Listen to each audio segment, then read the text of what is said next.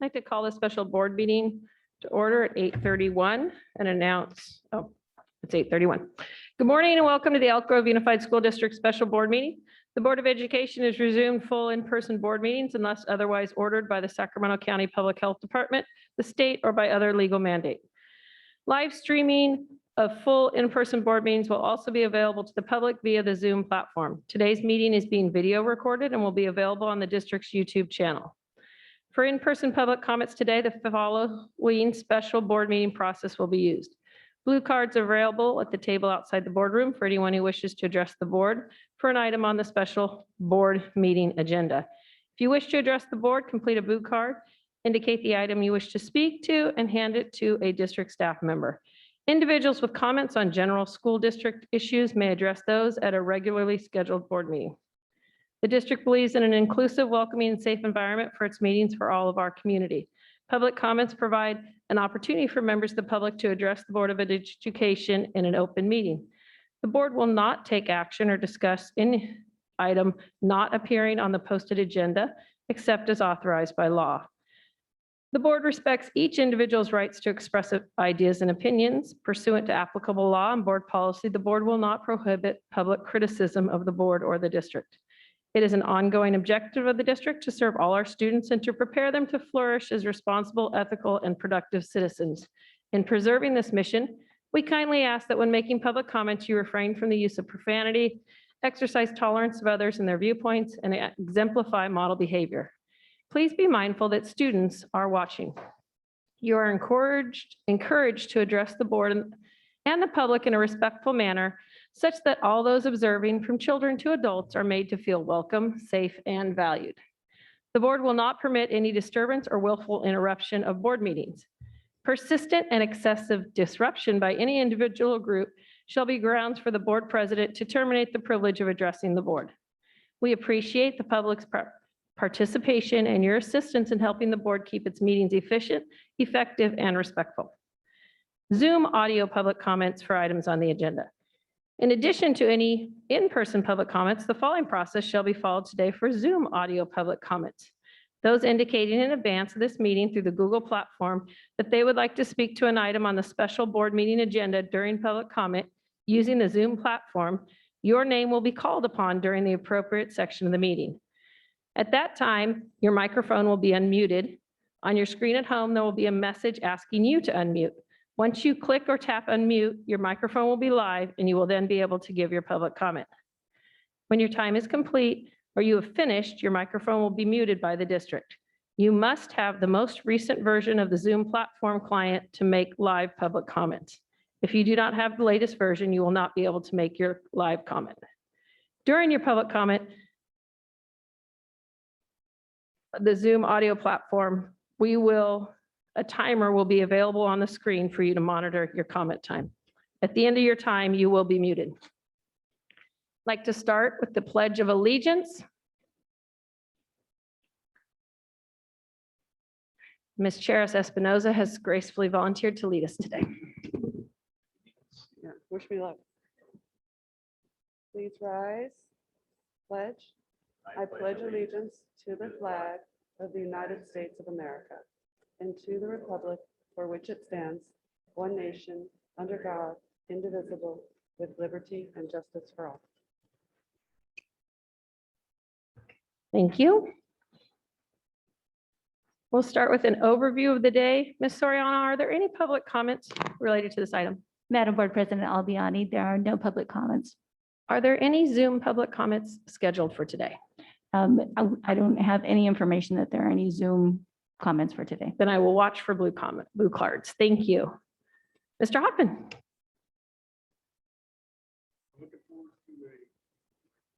We can't hear you.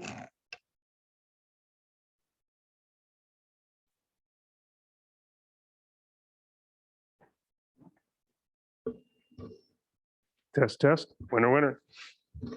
Good morning and thank you. So looking forward to a great day.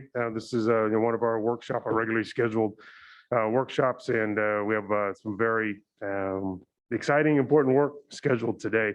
But the format's going to be a little bit different, so I'll go over that to make sure everybody's clear about how that will set up. We'll start off as we are at the dais today. We have Mike Merchant from the Arbinger Institute, who is with us today to take the board through items 3 and 4 on the agenda, which will work through the board superintendent evaluation tools and also the board governance handbook. So we'll provide any additional feedback we have on those 3 documents before finalizing, and then we'll bring them back to the board for approval at a future date. And then the rest of the morning will be a session that will be facilitated by Mr. Merchant. General work with the governance training as we're working through the work with the board, opportunity for goal setting, and then also at the end, a conversation about future workshops for the rest of the year and formatting, trying to make sure we can get all the work, important work that we need done. So that for the audience, the board will be off the dais during that time period, and they'll be working on the floor, and they'll be put into different groups. So it'll be a little bit different format, and it won't be, you'll be able to see, but it's not a, you'll hear the facilitator presenting, but the individual conversations are set up in a workshop format. So that part's just a little bit different. We will then go into closed session for a working lunch. So I appreciate the board's willingness to forego a non-working lunch. We have a 2-hour session to work through important negotiation work. And then we'll come back together in the afternoon, and the room will be transformed into what is people are more you typically see when we have a board meeting with a regular table set up. Staff will be here, and we will do a presentation with regards to the ESER 2-3 planning and give a board an update on where we are in that process. So a lot of good work to do, and I'm excited to be here. So thank you, everybody, for being here. Thank you. So we will move on to the review of the board superintendent evaluation tools and the review of the Elk Grove Unified School District Governance Handbook. Ms. Soriano, we continue to have no comment. Correct. Thank you. Mr. Merchant. And we're going to move down.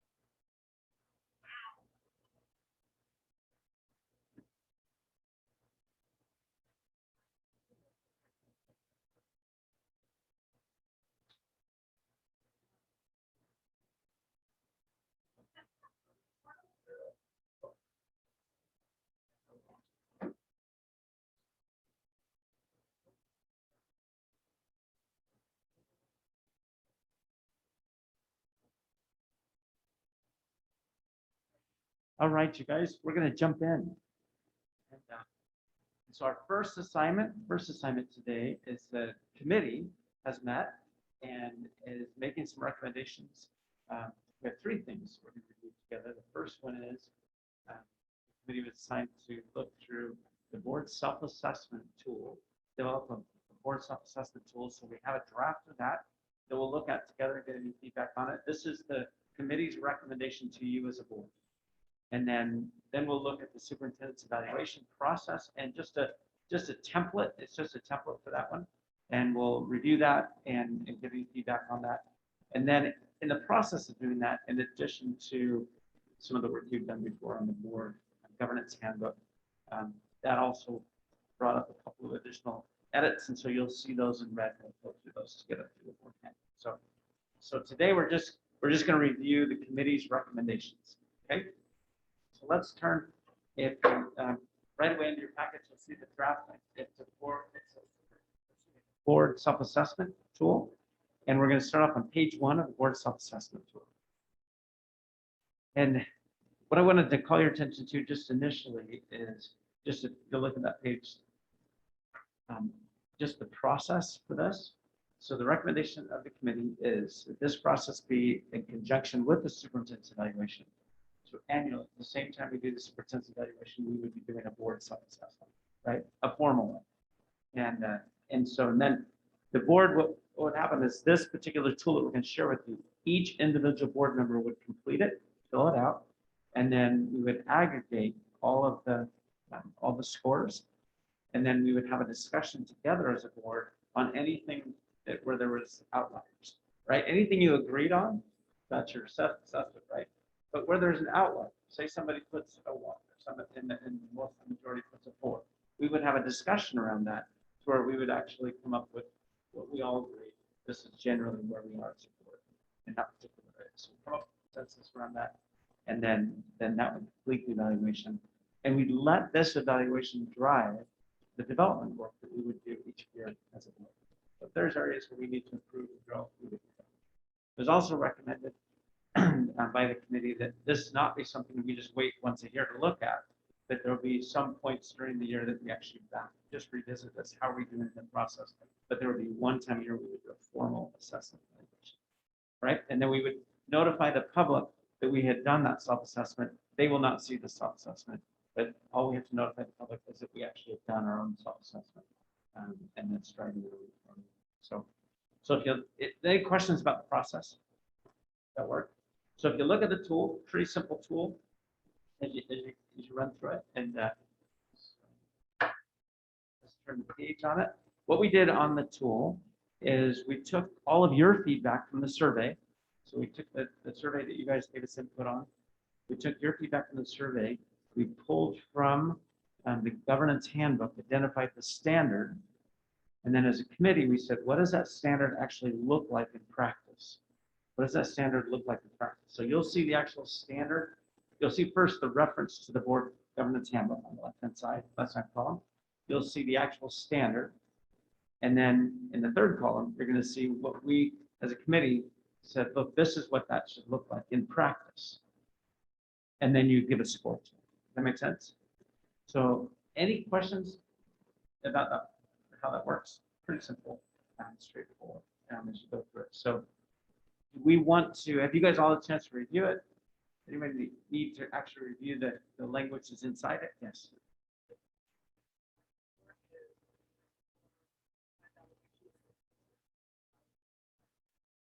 This is evaluation of the board. Basically, how are we doing this? Great, great. And all of us need to hold ourselves accountable to that standard, right? But this is having how are we behaving together. So it's pretty simple. There are not a lot of areas that you guys called out, but I think it's pretty straightforward. It does give you an opportunity to write some additional comments. Sometimes those additional comments will help us. It's usually normal that every year after you've done the self-assessment and you do the form evaluation together, that we'll look and say, we'll look at the listserv well for next year, or do we need to make any adjustments or changes to it, given our history and our makeup and how we've been working together with the previous year. So any comments from committee members regarding this tool? Hey, you guys good? We're moving on. Any feedback, additional feedback you all right about? Okay. So this will be presented to for approval by the board formally. But today we're just looking at it. Right. Okay. On the board superintendent evaluation. So let's turn to superintendent evaluation. And on the superintendent evaluation, by the way, I know we're a small group, but thank you to the committee for their time and helping put this together. It was great. Great steps.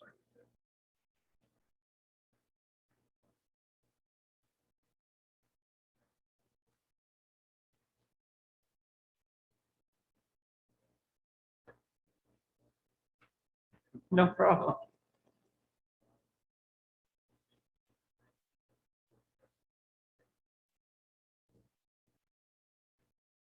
Yes, and aggregate it into one. And then we will have a conversation together as a board and come up with whatever action. What's great about the process is, look, any area that you all agree on, we won't spend a lot of time on that other than development, how to improve, needs improvement. But any area there's an outlier or two, that gives us an opportunity for us to discuss as a board. If someone says this, someone says that, tell us what that says. That gives us that opportunity to come to a number that we all agree on. All right, and we do something similar to that in the superintendent's evaluation. The superintendent's evaluation is just a template because we have goals to put in there, right? So there's not any goals in it, but if you'll turn to page 1 of that one, I'll walk through kind of the process for that evaluation as well. And we talked last time about the purpose of both these evaluations, but let's walk through the process. This is what the committee is recommending as a process. And so what would happen is we will actually populate this template with goals and KPI or key performance indicators inside there, so targeted goals in there. And then once that's populated in there, then when it's time for the evaluation, the superintendent will prepare a report on each of the areas. He'll prepare a report that says, this is what we said we were going to do, and when we put our plan together for the year, this is what we've actually done. If there's a variance, this is why. This is what we're going to fix it. We need to. But he'll prepare a report that all of you will have a chance to review, given the goals that he's being evaluated on. And so once that report comes to all of you, and you get a chance to review it, you'll be given an opportunity to say, I need additional information on these areas, right? So he may give his report, but there may be 2 or 3 areas you'd like some additional data. Every board should have an opportunity to do that before they move forward. Once you then you'll take and make a formal evaluation. So you'll see, if you turn the page there, how that evaluation is set up. You'll get an opportunity to see what the actual goal is and his report, and then give a score.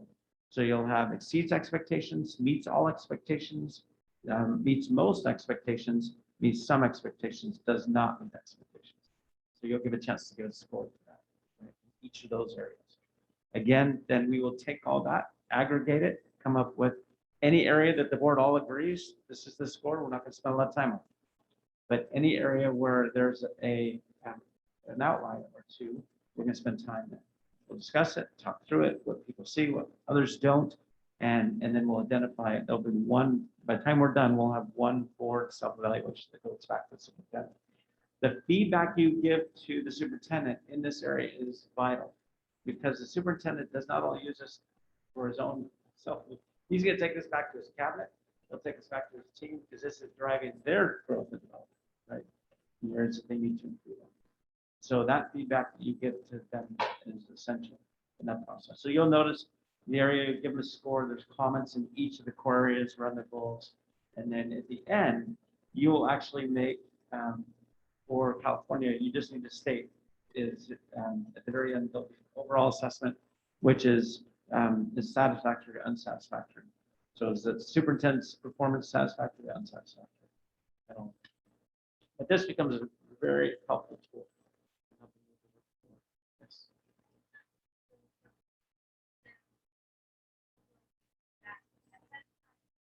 Oh, yes.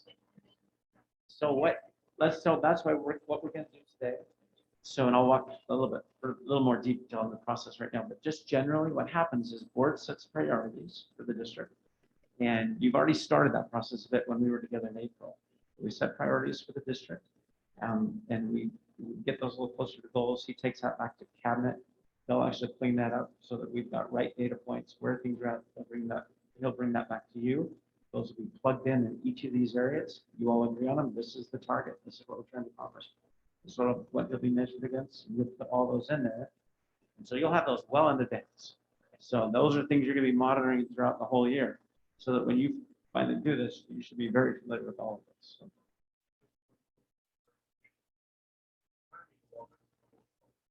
Yes.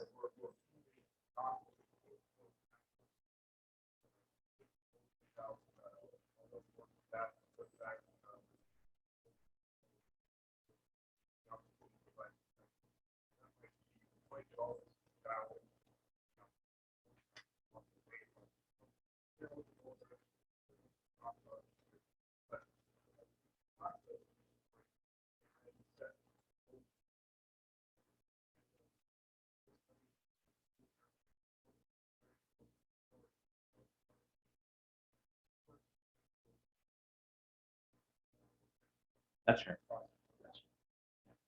So yeah, we'll start the process sooner next year. The nice thing about next year too is we know the process, so it's just refining, updating it, and as we move forward. Okay.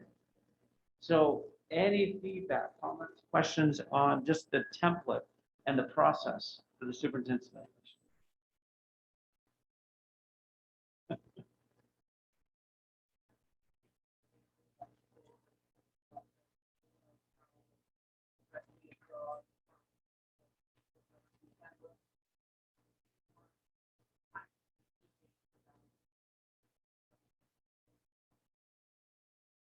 Yeah, a lot of times when you get together at small committee and you're starting to work through what's this look like in practice, other things that get to be long, but it was direct, it was straightforward. I love what we came up with. I thought it was really, really good. So good work for the committee. Good work.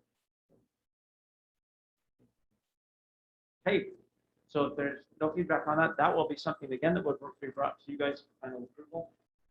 And so let's move to the governance handbook. The governance handbook.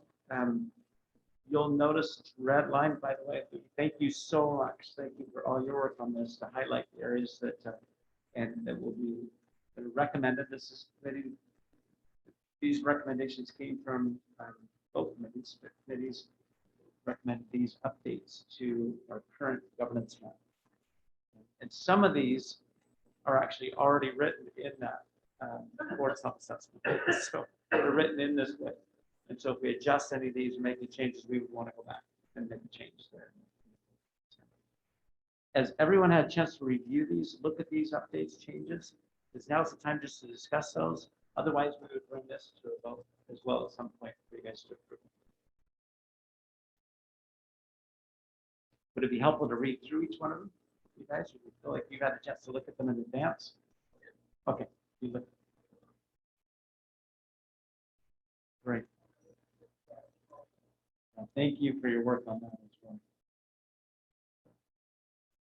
Great. All right. Any additional comments? Yes, yes.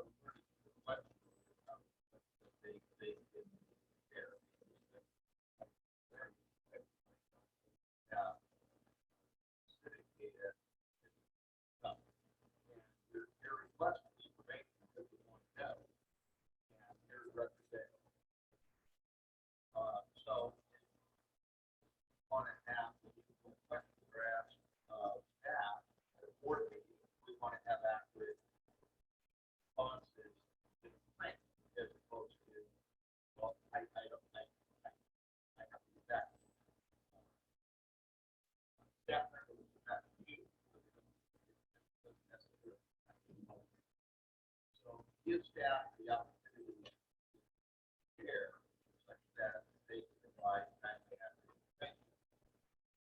That doesn't preclude the board member from asking all the same questions to the board. If there is purpose to improve that constituents understand questions and know that the board member is doing their job. You know, this board what is good for.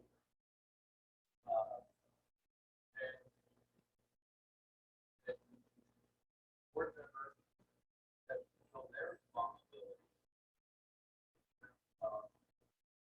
For scientific public safety board members job.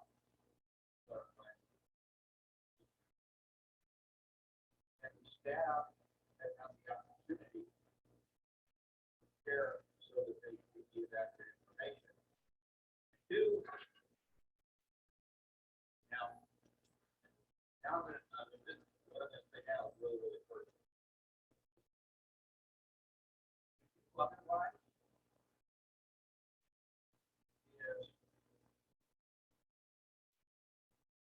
purposely set up by staff members. Or in situations of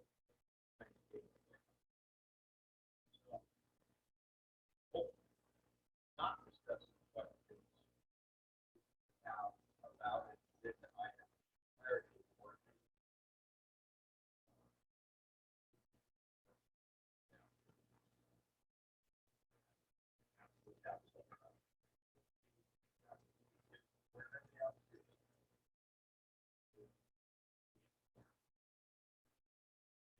That person, the opportunity to their native thinking and preparation for the board member asking questions. So there really is.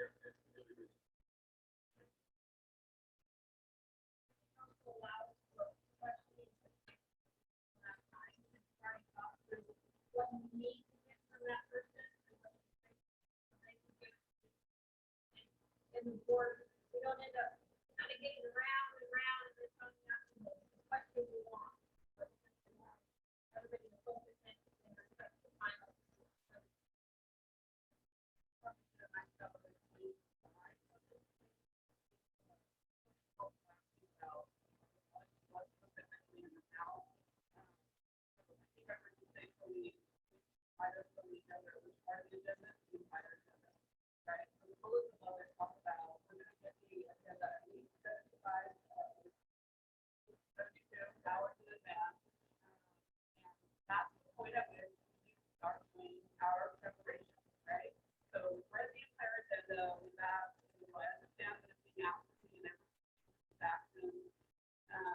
I have the information I need to make those decisions. And if not, that's the point at which we need to reach out to the superintendent and say, I have these questions, this is the information that I need. As opposed to waiting until the actual meeting. It's good practice, good practice. That help, Tony? Well, I'll tell you right now, what's happening, the board, we're not getting the full package prior to the meeting. And they say verbally when it also tells them that that information will be presented, given to you at the meeting. Now, that's what we present initially to me. I brought this up, I said, hey, I need this information a week ahead of time. Not day of the meeting. And so, and that's, you know, the bottom line. If the staff does not know the answer, very simple question. Answer. I don't know, or we don't know, the district don't know. We will look into it. That's a good point. We never thought of that perspective. So, you know, it's not questioning or belittling, and I take it personal because I ask a lot of questions. And there's a lot of times I've never thought of asking that question until I'm here at the board or through the process of listening to somebody say, hey, I got a question. So I'm gonna bring it up. I'm not afraid to ask questions. That's my job, to make it clear if staff knows, and also if my fellow board members know anything about this particular subject, and I'm like them, because maybe they're too embarrassed to ask that question, because I'm not embarrassed, because I don't know everything. So it's a learning process. And that it will not preclude that from happening.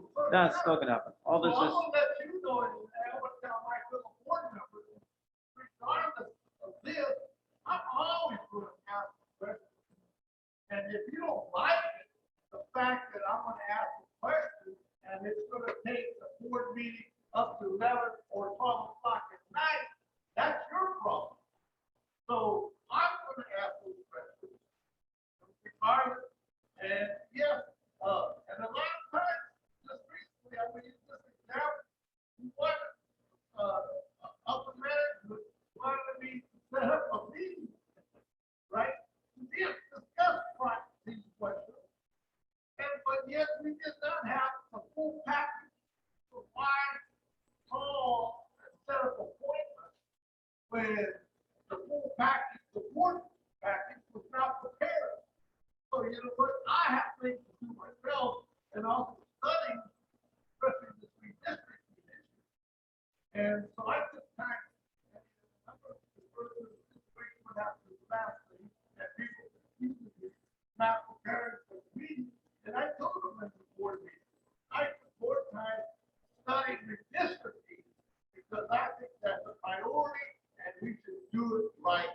And so, you know, yes, I did do the whole package, but I didn't spend all that time and energy like I would have because of the fact that my priority was making sure the big district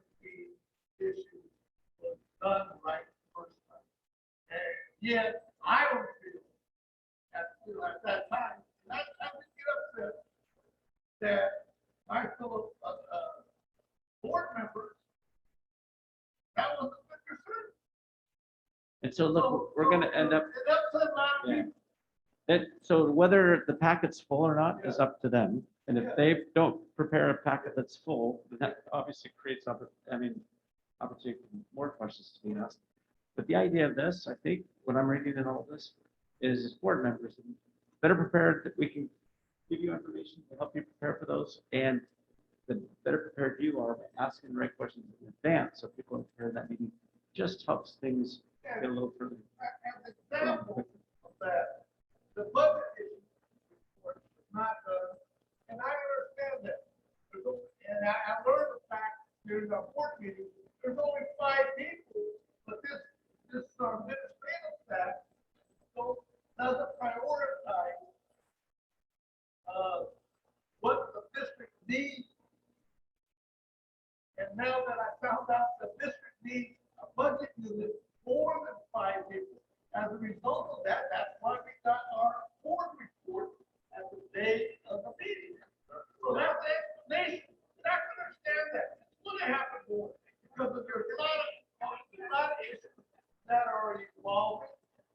So I'm patient, but yet I'm the type of person who asks. Very few items that are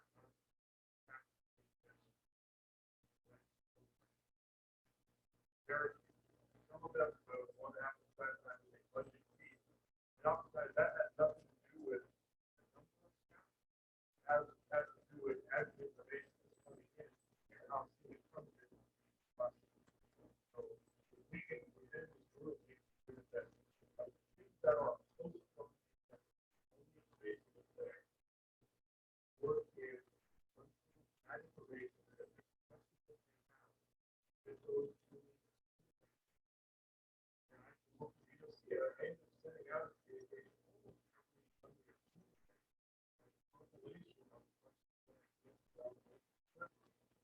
and everybody has the information. Oh, I just need to be reminded that we already did that, so I don't need to ask that question. Other times, some of the exact questions are the questions that get asked during the board meeting. But we're all there, it just moves things fast. So where we can't get something posted on data, we have to be posted. I understand that there may be some questions that we understand, there may be some questions that someone needed because of when that information. We can just get that everything that is there on the the other reality, there are things that show up that haven't been discussed before. We have more time, if we can spend one-on-one time, some of those questions we can address even before that item comes up on the agenda. Work through the process, and then they show up on the agenda. They don't show up on the agenda out of the blue. The agenda is a reflection of work that's being done. That would be helpful. And here's another example regarding the. Yeah.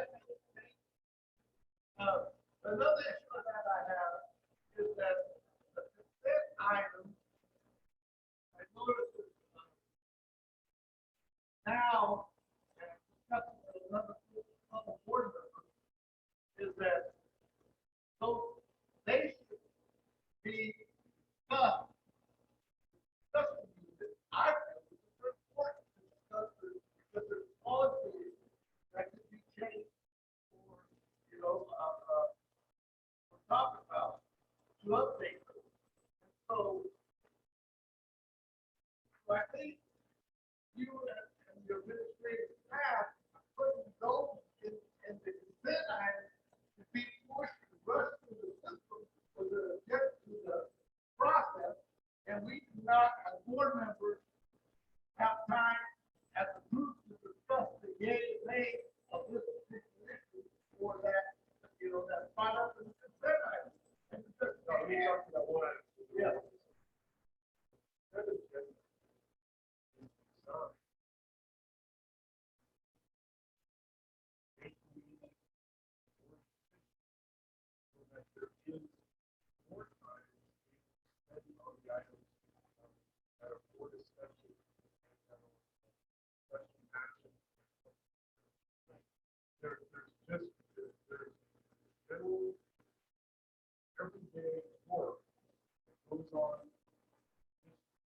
that is hard. What is, there's a kind of that the more watch you let me know. I kind of say, hey, I know the person. I think that particular one, that particular 25 or 30, that particular one probably worth more conversation. But if we spend our time going through 15, 20, 25, or 30, agenda items, we are going to derail on that time for conversation. Happen around the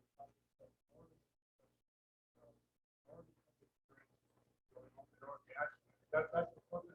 Yeah, that's the purpose of this. Yeah.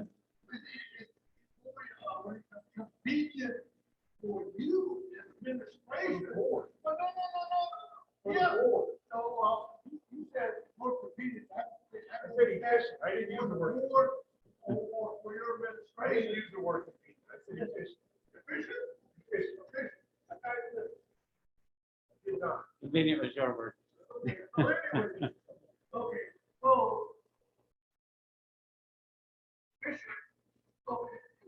Efficient versus convenient. Got to do that replay. So anyway, like I said earlier, I think, and for a district like this, we have grown tremendously, and there's a lot of issues on the board item and the consent item that we need to discuss and change. But yet, it seems like the district administration has a template they want to stick with. But there's a process in place. Hold on, please. I'm expressing myself. It seems like we have a template, week, month after month, year after year. And so they want to push that agenda item without the input.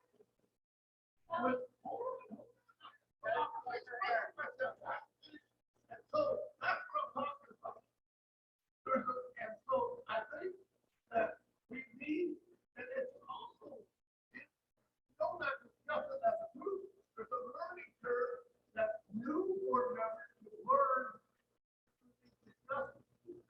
Okay, great. Yes, hand over here.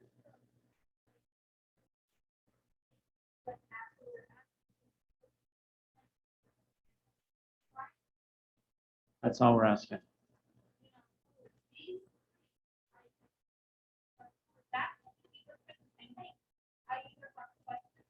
Yes.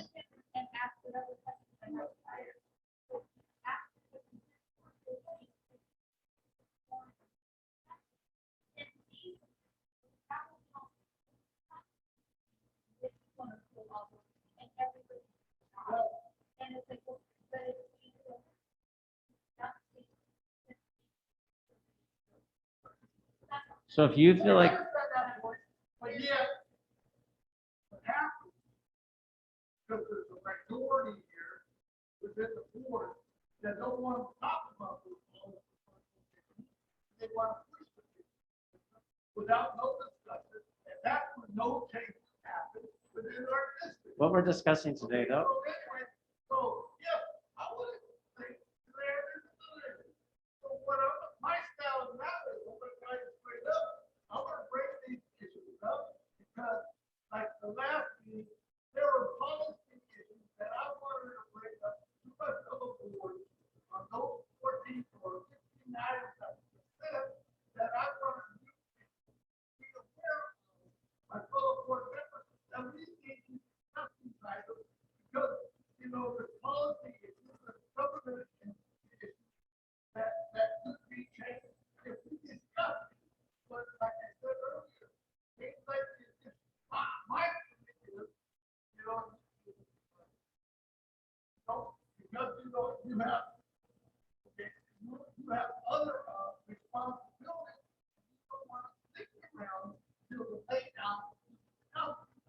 That's what we have to do.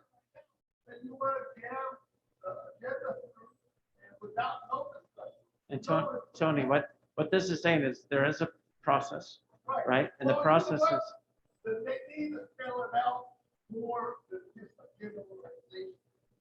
The idea is, if you see something on there, on the consensus item, that you'd like to pull up, or you'd like to ask additional questions, you could do that in advance of the meeting. That's what this is saying. That's all we're looking at today. We're just saying, is that okay? You Well, can, you know what? But I think you, my fellow board members, I'm not. we know you will. See if they, if there's any discussion or have the same feeling or they don't want to. I don't know. And you have the opportunity to pull that up, right? I'm just saying. Yes. And I have a legal opinion regarding my right to pull the debt items, and I like to see that legal thing to run. It says right here in the governance handbook, you can, in advance to the meeting, you can say, this consent item, I'd like to pull up, or I'd like to have a discussion around. Is this legal? Right. Yes, would you agree that it is? Beth?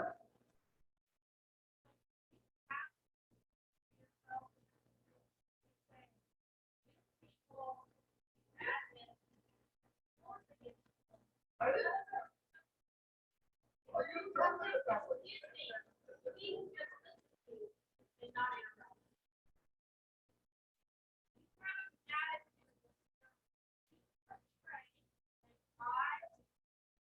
Hear your attitude, that we are all trying to get something over on.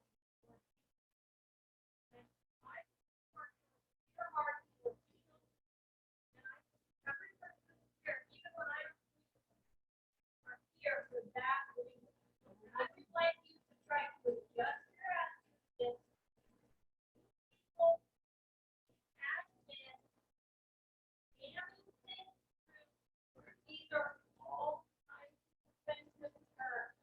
And when you start using highly offensive terms, it's harder to get your message reflected in a phone. So let's think about that.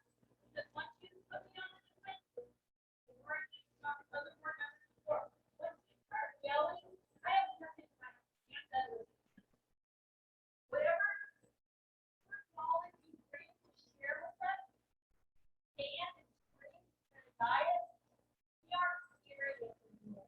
You're failing at that way because you have to successfully, and then we share your knowledge and your wealth with us. So we start standing and telling these proximate terms. I personally have been listening, and I'm pretty learned from you. You have a lot of knowledge and history. Okay? So I'm telling you, that's where that comes from.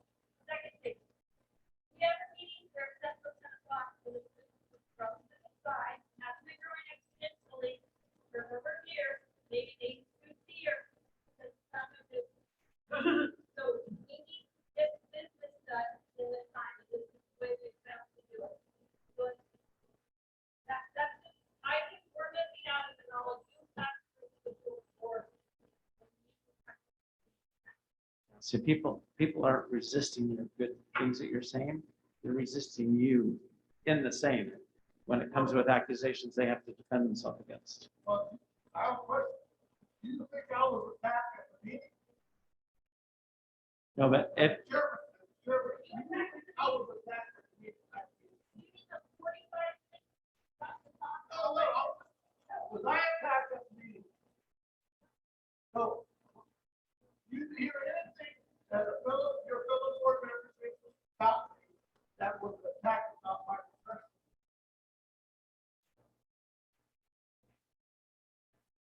so that's, Answer like a kid. No, I'm asking you that question. Let's go. no, yes. Oh, there's- Can I take a breath? Tony? Sit down. No, I want to make sure people can see me. I want to make sure you can hear me. So I'm standing up. Well, who did you look good to stand up when I was trying to stand up at the meeting and she criticized me for standing up? See, that's favoritism. Okay, Tony, do other people have the right to speak or only you? No, no, I'm just saying that out. We're,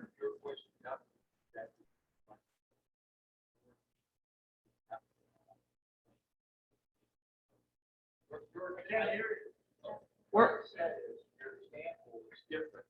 When you were asked to sit down during the board meeting, it was because your voice needed to be recorded because there's an official transcript of the meeting. And so it was important for you to sit down so that your voice could be picked up in the microphone. So that's different because now we only have one microphone. And Tony, right now, we're in a workshop setting. I wish we were in a circle so that we could all see each other. Since we're not, that's why I'm standing up, right? So body language is a little bit different than hovering over your members when we're all sitting at the dais. So just to answer your question. I am a grown woman. I think we are all adults here. And I think we all know it is far from charming to congratulate ourselves for shouting at people and calling it passion. We really just need to actually be professional as opposed to talking about it. You know, Madam Chair, I think, has done more work than any of us to learn about how to run a meeting and how to implement the laws that we're supposed to implement. So just the constant interruption of our meeting, the constant questioning of her job when I think she knows it better than any of us is a problem. Parents right now are more anxious than they have ever been at any point that I have been on this board. And they need to see us work with calm, cool heads more than they ever have. So when they tune in and they see chaos, it breaks my heart. It breaks my heart because when they most need to feel that they are in good hands, we're not delivering that. And that's not okay. There's a lot of talk sometimes about our rights as board members, and we do have them, but we also have responsibilities that are just as important. And preparation is one of them. That is the item that we are discussing right now. Preparation is one of them. Everything on the agenda matters. It wouldn't be there if it didn't rise to the level of needing board approval. That's why we get it at least 72 hours in advance. That's why we have to read it and understand it and ask questions at the appropriate time. All of it matters. I would never argue whether it be a vehicle purchase, anything. It all matters and we're responsible for being aware of it. But not everything matters the same. The things that are action and discussion items do matter more, and they are ready to be acted upon. So they should have more of our time. We cannot say truthfully that we want more engagement in our decisions, that we want more parents to tune in, and at the same time say, I will stay here all night. I'm okay with these meetings going until midnight, because that makes it harder for parents and members of the community to engage. It's disrespectful to the people that we serve. So preparation is one of the ways that we show respect to the people that we serve. I hope everyone can make that commitment. So that was like a comment. I know many of us, and that's why we put this on here, is that preparation can be helpful. Nobody's saying here not to ask questions. I think the only outline that we have here is just a structure. If you do have a question, please try to ask it ahead of time to prepare. Also, we have a structure for the meetings. When we look at the agenda, we have the action items, we have the consent agenda. That follows the way all boards work. So for me, it's having that conversation ahead of time. So that way, when you're here in the board meeting, if you ask the question again, at least you already might know the answer because you had that conversation with the superintendent or the appropriate staff.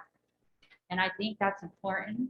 Also, I feel it's very important that we have staff here, we have the public watching. And having a meeting can be very hard for families who might be on a call till 1 o'clock in the morning.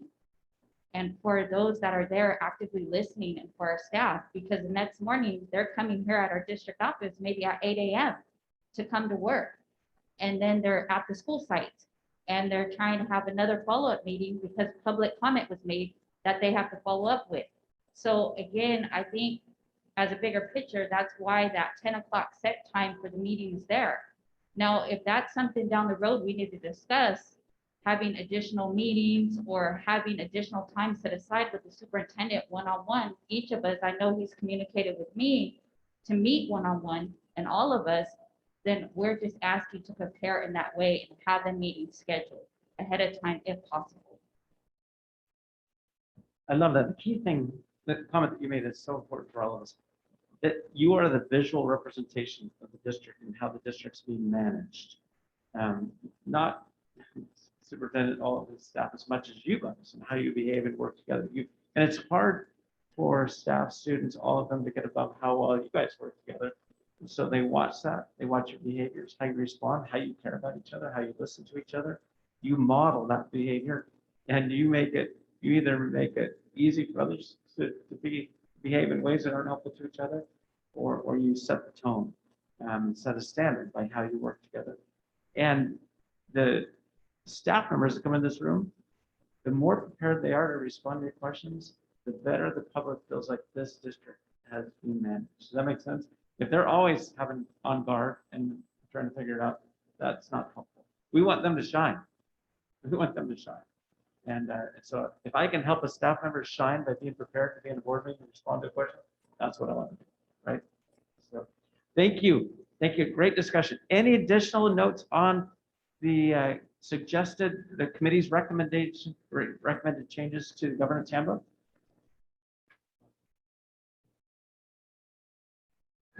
Okay, before we move on, I mean, I'm just curious, Tony, because we're going to be voting on this Yeah. at a board meeting. Do you agree with the item?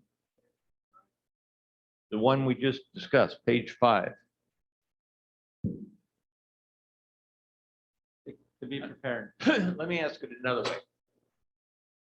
When this comes up for a vote, because we'll vote on the entire package, not page by page. Do you agree with the document? Will you vote yes or no? The question is,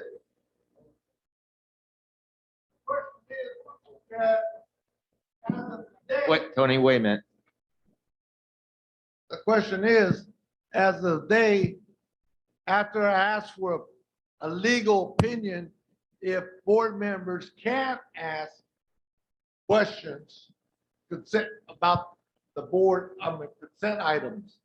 Well, Yes, No one's saying you Right. can't. yeah, you And can. so- Okay, exactly. So why are we talking about this? If I have the right to ask questions about the board consent items, then why do I have to call in advance? Okay, you know, it's how, for who? Staff, the okay. public, the board members, everybody. Okay, okay, then maybe, okay. You Like I know, said, you can do that anytime, I made a promise to myself today. I wasn't gonna specifically address anybody. But I gotta say something. And that just simply is that we do to different degrees ask questions. Now, I don't believe that there's anybody on the board who asks more questions than I do. And you've been getting responses to my questions from the superintendent as stated as, a board member who's asked these questions. They're my questions. I ask questions all the time. So it's kind of offensive to when I hear, well, we don't ask questions. Questions are asked.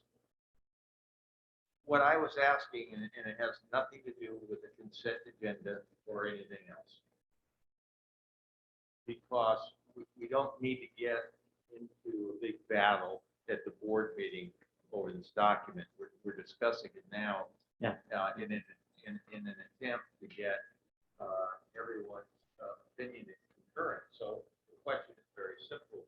When this comes to the board, are you going to, as a packet, are you going to vote yes or are you going to vote no? Real simple. Because if you're going to vote, if you believe you're going to vote no, let's continue to talk about it to get to a point where you're comfortable.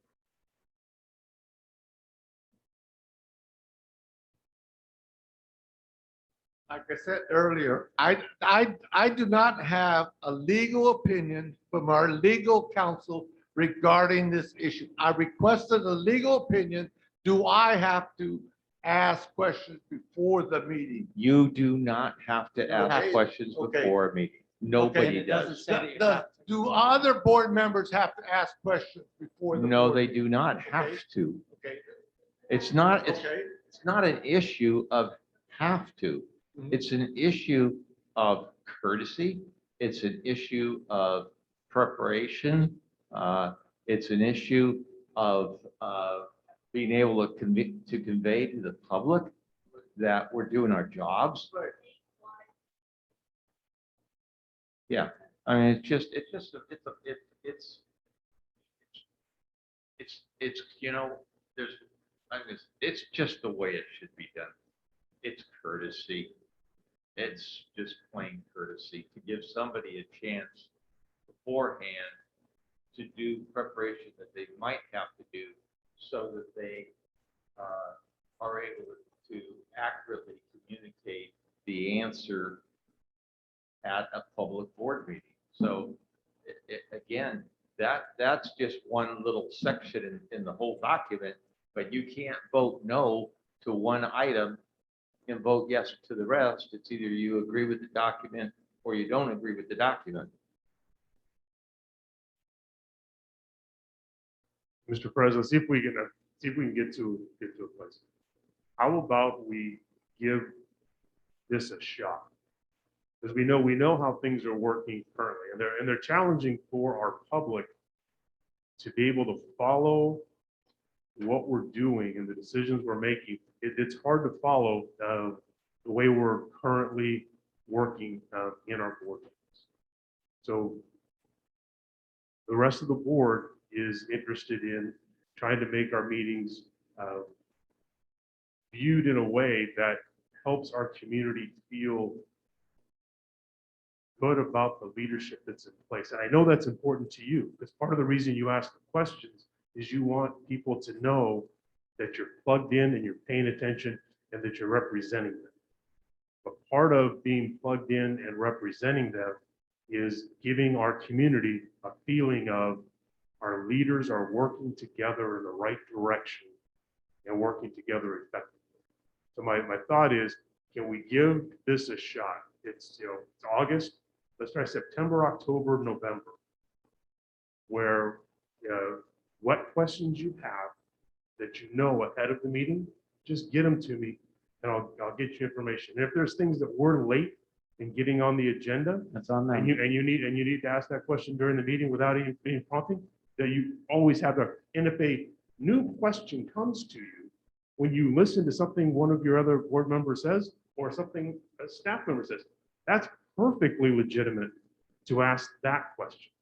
But can we give it a shot of questions you know you have before the meeting, letting me know what those are ahead of time and see if we can get your questions answered, help us be more efficient, help us communicate to our community that the leadership is in a good place and the district is going in the right direction.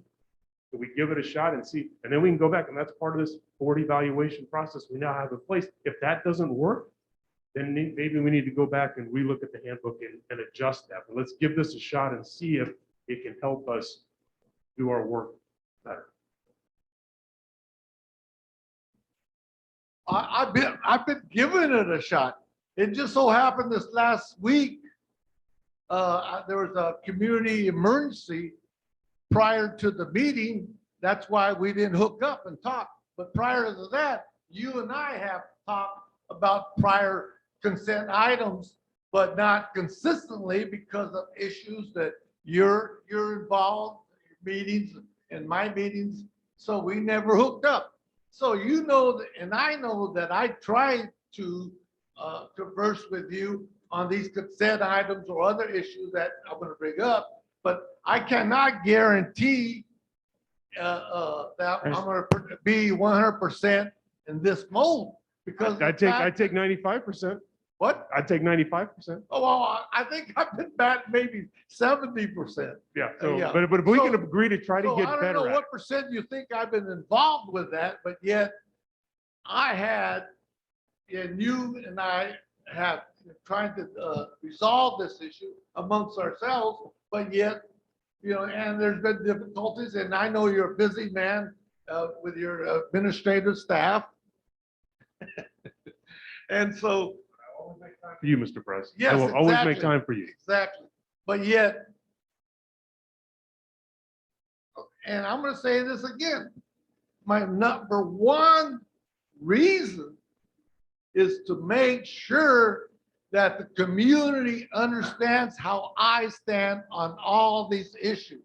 If I don't speak out and bring these issues out to the public in the consent item or other part of the agenda, they do not understand how I stand on left or right on these particular issues. So I'm going to continue doing that and asking questions about, to you and other people, presenters, because number one, I want to make sure I'm perfectly clear. I support the issue before I vote yay or nay, or support this issue or that.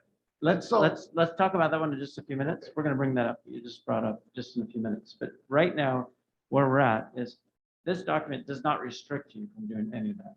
It's just an invitation I for us know to that. ask questions in advance. So So- are you good with the document for right now? Is there further discussions about this document? that No, we I'm need to not. have? Okay. Oh, you're not good with the document? There's other issues that, that needs input. For instance, on page 5, the same page, the new board members will attend orientation offered by the superintendent. There's no language in that particular new board members stating they shall attend California School Board Association orientation for new board members, and the district will pay Says for it. strongly encouraged to attend a CBA or CSBA, new member training. Okay. And also try to, I think the next set, train to achieve the certification of the, what do you call it, California School Board. They give you a certification of attending all the, what do you call it, workshops. Yeah, masters, what? Yeah, masters of governance. No, I'm probably two classes short, and I requested to attend those, but because they were out of the Sacramento region, it wasn't part of our budget. Okay, so that's the only reason. So regardless, if, this policy right here, or this, new board members shall, I feel they should strive to get that master of governance. And if the workshops in Southern California, let's pay for that. So are you saying that you don't like the language? Or North. it's You don't not like the clear- language not that's in there clear now? enough. This is for new board members, but you would like a recommended change to the language in here currently? What's the language recommendation you like? To strive to get the masters of governance. But we can't require individuals to take their time to do anything. Well, You can't, we suggested. Well, that's what it says, strongly it encouraged. says they're strongly That's what I'm saying. encouraged. Are you okay with that language, strongly encouraged? But you don't include to get the masters of governance. We can't do that. Why not? You could suggest they strive to get it. Hey, Tony, so this section is new board members. Yeah. I actually believe we should all strive to get the masters in governance. Would I you agree make that also. commitment? I So, agree 100%. so you would like to take that training as well if it were made available? Masters in governance? I have attended 3 of the 5 at that time classes, but the other classes I requested were not held here in Northern California. Understood. Okay, Okay. so that's, so So let me ask you suggested- this. Hold on, I'm working on your current request. So strongly encouraged to attend CSBA new member trainings and earn a CSBA Masters in Governance. How do other folks feel about that? You okay with that language? It's strongly encouraged, right? I have completed the program. I believe Madam Chair is one course away from the 5-course sequence.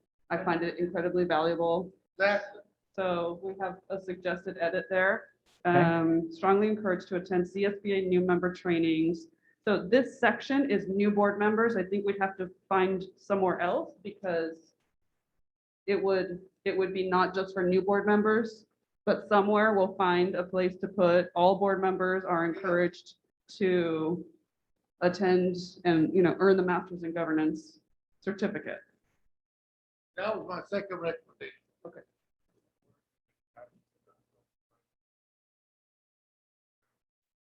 What page? Page 8.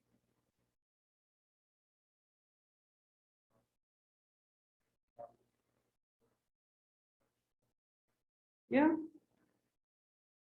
That works. So page 8, the self-monitoring row, we're gonna add that into a bullet there, so it's clear that it applies to all board members. Any other items, Tony, on there? Excuse me? I said, any other items that you would like to see some adjustments to? Number page 6, under individual board members' requests for information, Yes. a new, seems like that's another language, new language trying to subvert, or what's, I should say subvert, or what's the reasoning of that? Which one is that, Tony? Page 6, under individual board members' requests for information. Then cross out and then the replacement. Then He's the asking new- about the language. The red one. I believe we just moved that. No, that sentence was reworded on the last sentence. Yeah. Yeah, He's just wanting to know why that was reworded. So the idea there, Tony, is, and it really doesn't happen with this board, but one of the things is we're making sure that this document applies to the board as it moves forward.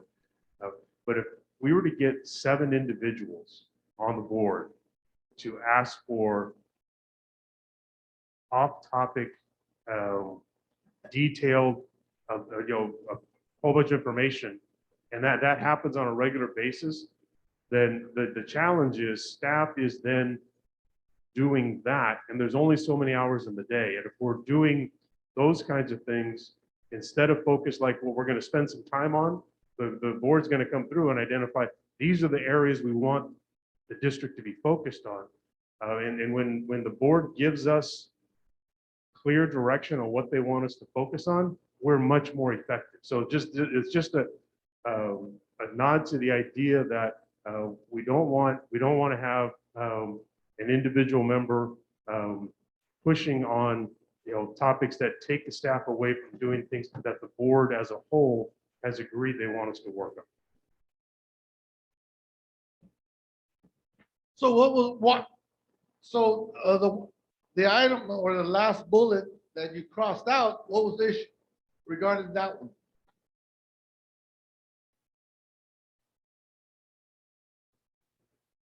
I think this wording they just thought was better. They just thought it was clearer. It's really trying to get to the same thing. They just think that the committee's recommendation that this language was clearer. And if one of the board members wants to speak to that. I don't know. I just think that shared responsibility conveys a more positive certain stance than monitor. Monitor means I'm going to watch what you're doing. And if you don't do it the right way, I'm going to be on you. Shared responsibility means each one of us assume responsibility individually and collectively to do something. So shared responsibility it's a more meaningful term and less negative than monitor. Is that helpful, Tony? Little bit. And then the other one, the next section, board deliberation.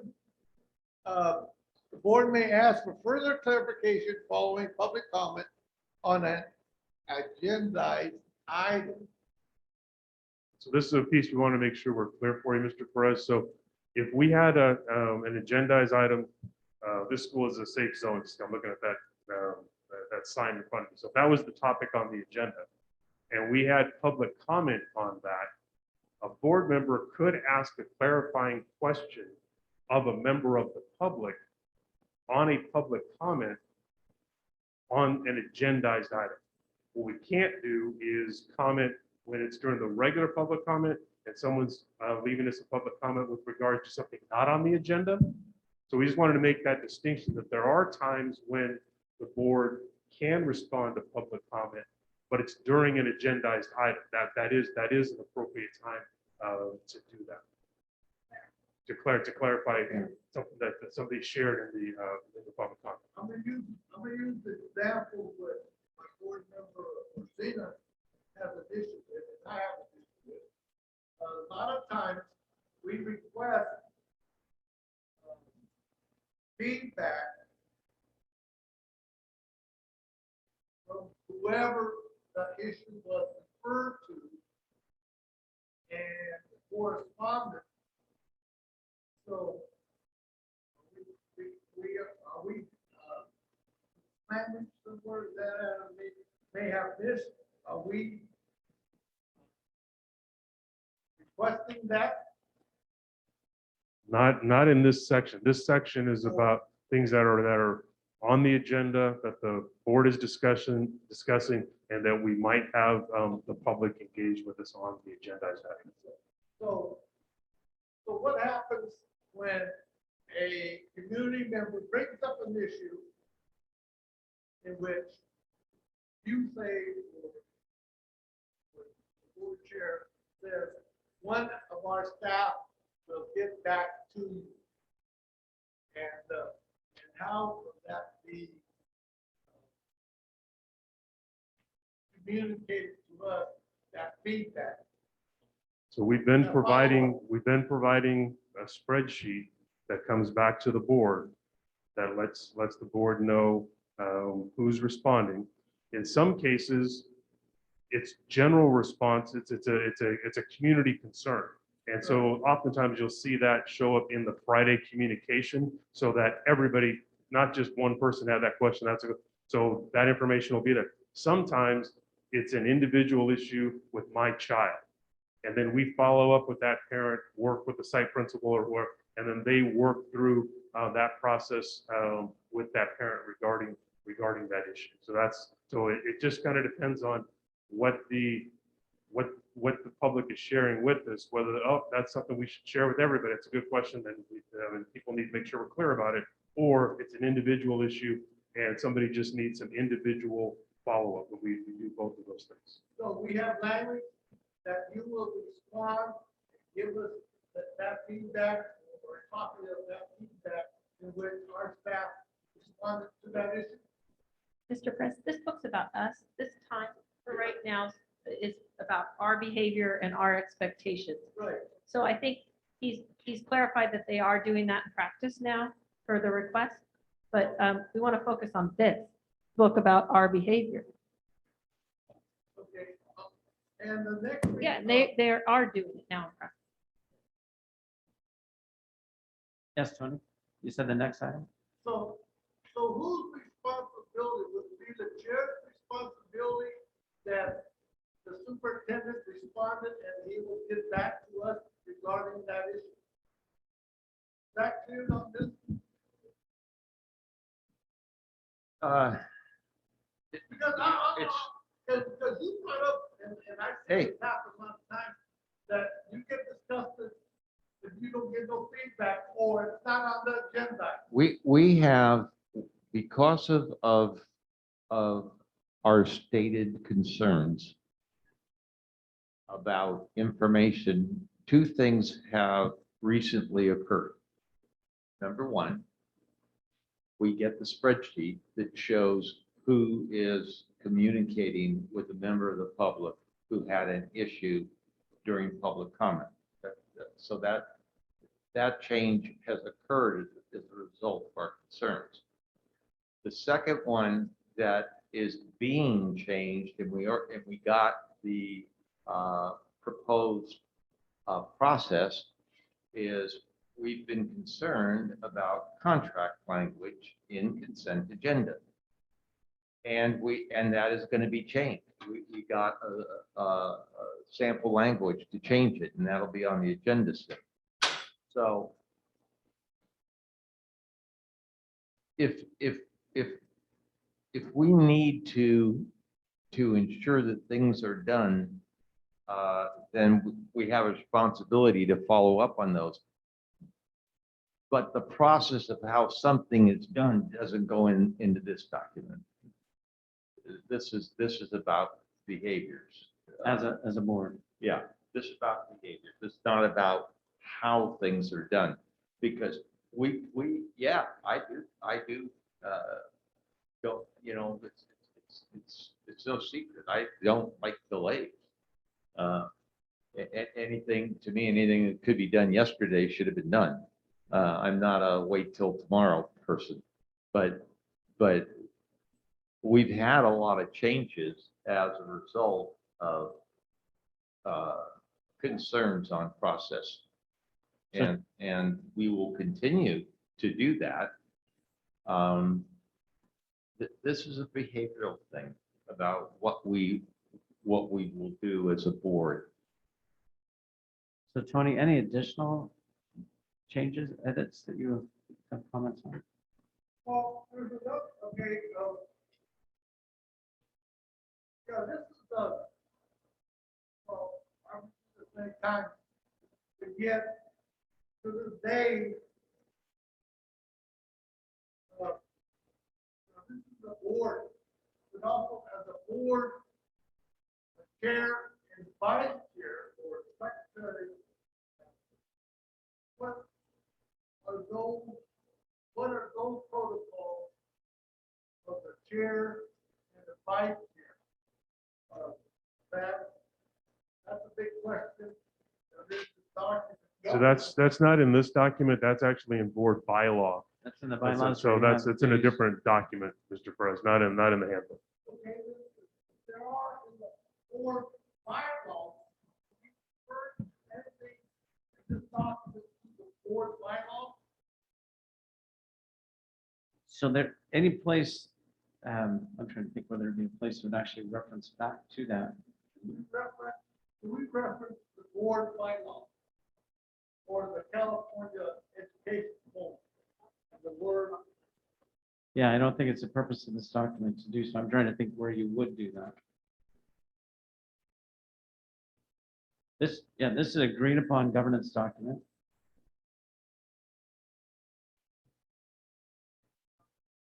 Place this document in context, right? There is the law, all of the laws, state, federal. There's the laws of the district, which are board bylaws. And then there is this. This is like the level that is lowest, that is closest to us. This is our agreement about how we will conduct ourselves. So we don't need to reference all of those other things because they're already addressed in bylaws, they're already addressed in statute. This is in addition to that. In regards to roles, it does say the role of the board is to provide each student, back on page 4, each student with education of higher possibility quality within limits of financial support provided by the state of California and the federal government. And then 2, accomplish this, board members are responsible for their 5 roles identified in the California School Boards Association. So it does reference it there as far as their specific roles on page 4.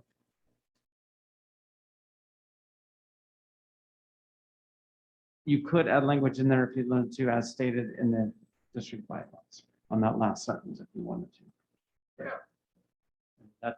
That's not something that's going to be just on section 4, board roles. Page 4, board roles. In this, the opening paragraph there, last sentence, you could add something like, and as stated or as outlined in the board or district bylaws. I'd have to look at those bylaws to see really how much of a nexus there is. Yeah, that's something, at some point, we had to review again, but that's not what the purpose of this document is, but at some point, that would be good for us to review as a board. And within that paragraph, we don't refer, I think, when we get out to county, Department of Education. Are there specific language in there related to their roles? That should be something I have to look at as well.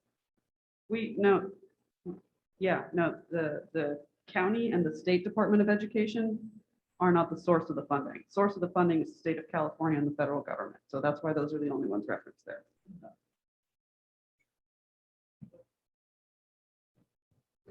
We are also work partnership. with county Department of Education. We work in partnership with a very lengthy list of state agencies, but this document is about our roles. And we're not talking about our partners here. We're talking about our duty. And this one is about fiduciary responsibility. So we just mentioned our two sources of funding. And Tony, this isn't a public document. This is your document as a board. This is your document, governance handbook. for board members. So we say we do not receive anything from the county of Sacramento. The money that the county gives us, is a pass-through from the state. Yeah, Right. And we already have state of California listed here. yes, but still, regardless of, pass to the Sacramento County, we still work with them, and they monitor our reserves and a variety of other funds. And, So- I think we should have Sacramento County do it. On that sentence, the last sentence on the board roles, But by or the, second by sentence, by the, first sentence. before the state of California, back to education, state of California and the federal, those three entities we work with. Is right.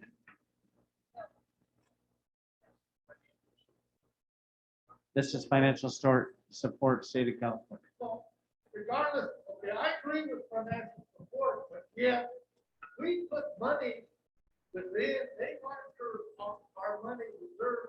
Tony? A variety of other financial things, the county, the Sacramento Education Department, Mr. Gordon and company. So there is a tie, financial tie. They don't fund us. Well, they do fund us because they yay and nay, in the sense they approve this and that. And so, Mr. Press, yeah, this is a document about how we're going to interact and holding ourselves accountable. But we do have limited time today that we have Mr. Merchant Yes. before we have a closed session. And this is where we're trying to make the most important things get the most time and have the most attention. And I feel we're being very in the weeds here. We've had this document. If there's some big things we need to get through, let's do it. But we have district priorities and goal planning ahead of us, and that's vital. That matters most. That's important. That's the So most- let's give that the attention it needs. And if you have, anything else you needed to do, let's try to do this as quickly and succinctly as possible, because we have more important things that will help us set our goals for the year, which I think is where we need to spend this chunk of time and why we spent the money to bring in Mr. Merchant. Sorry. So Tony, any additional items on there? And if there are, I mean, if you feel like there's quite a few different additional items on there, perhaps maybe you could give some feedback back to the committee between now and next time. But the idea is we're hoping that this is at least far enough along. This is a document you can revisit every year and update as you learn and you grow, but it's your document. It's not a public facing document. And so it's your governance handbook. What part of the agenda are we at? Are we at number 4, governance training? Yes. So we have number 30 according to this. No. We're actually at we're right with the first three, the first item actually. In fact, let me put the agenda back. Oh, they were on the 2, Yeah. 9:15. And we're going to miss all of our opportunity to work on goals for the district if we're going to spend all of our time here in this space.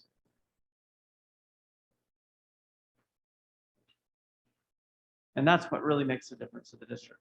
This document is certainly helpful to all of you, but what's really going to make the difference is us setting priorities and goals for the district.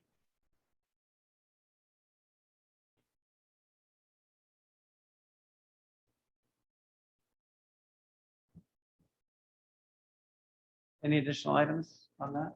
Yes, but you're saying that we do not have enough time? I'm not. So what I would recommend, if you have additional items, committee, would you receive his additional items? It sounds, Mr. Perez, like you could use more time on this, like you're wanting to talk about every single change. So I invite you to send an email to myself. I'll make sure the other members of the subcommittee get it. If you have any questions, we're happy to get back to you. And if you have any feedback, we're happy to discuss it before this comes back to the full board. What's the process again?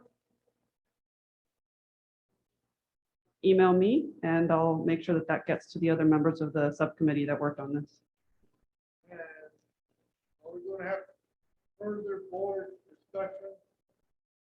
This is going to come back to the full board. For a vote.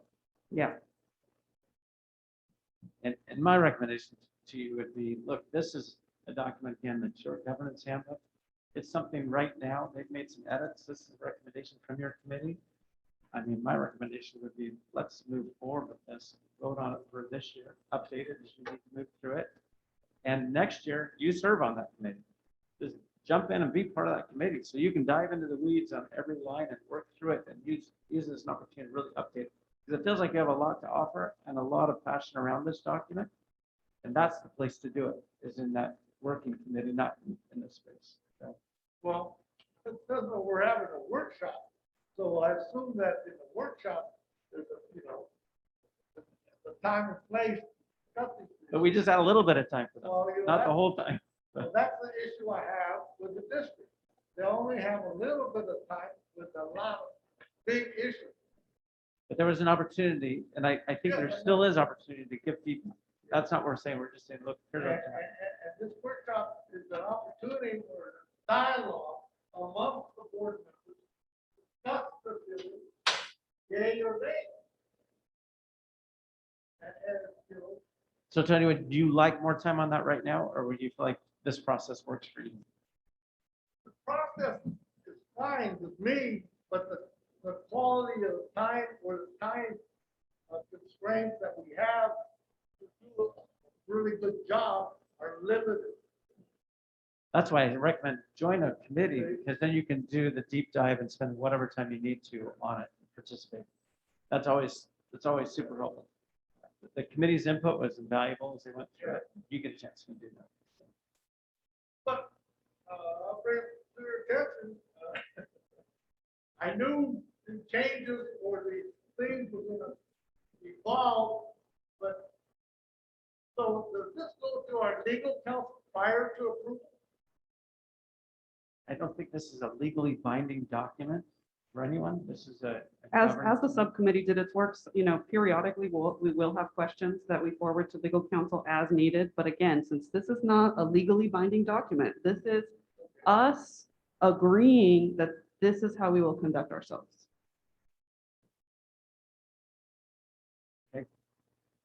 You good? I'll speak my mind during the board.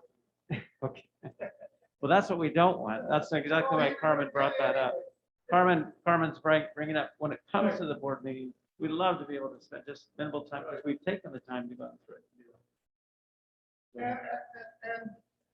And what I'm gonna do is go back to my file on governance handbooks by different school districts prior to our next board meeting to see you know, how well this is written compared to other school districts. You know, that's.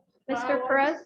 And I might bring up other items that I may have seen or want to see at other school districts.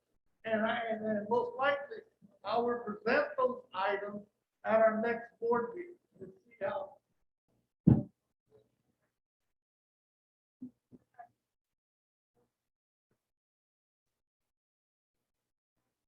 Mr. Press, because this item is something that takes a lot of talking about, we had a board subcommittee on it. And I respectfully request that you bring your ideas to the board subcommittee, and then they'll come back with us. If they need to drop off a member so we could have the three of you meet. This is not our working document taking up public time.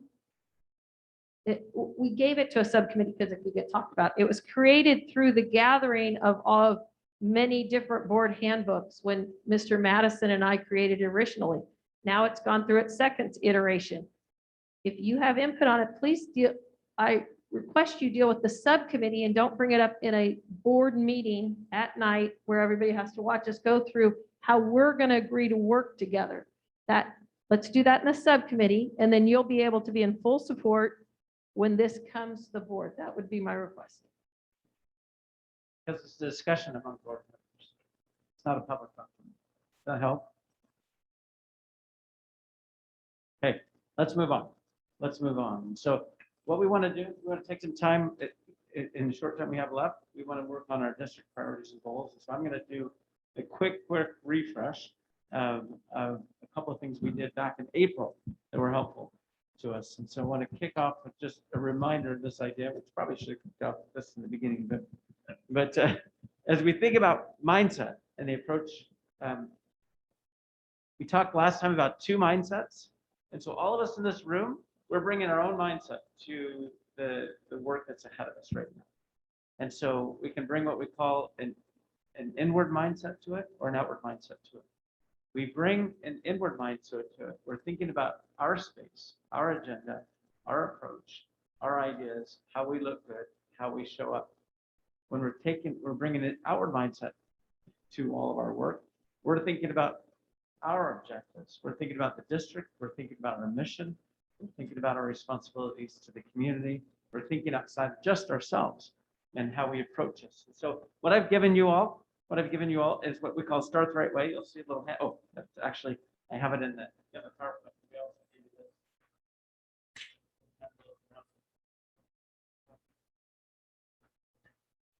It's a little exercise called Start the Right Way. You remember we did it last time in our notes. We picked a couple of issues and we did it. We're going to do it again today. I just want you to take, since we don't have a lot of time on this, I just want to take just a couple of minutes and write a couple of notes down for yourself about if we were to actually set district priorities and begin to put goals together that the superintendent's going to hold himself to for his performance and his team, how would we approach it if our mindset was inward? And so you'll see two columns there, inward mindset, outward mindset.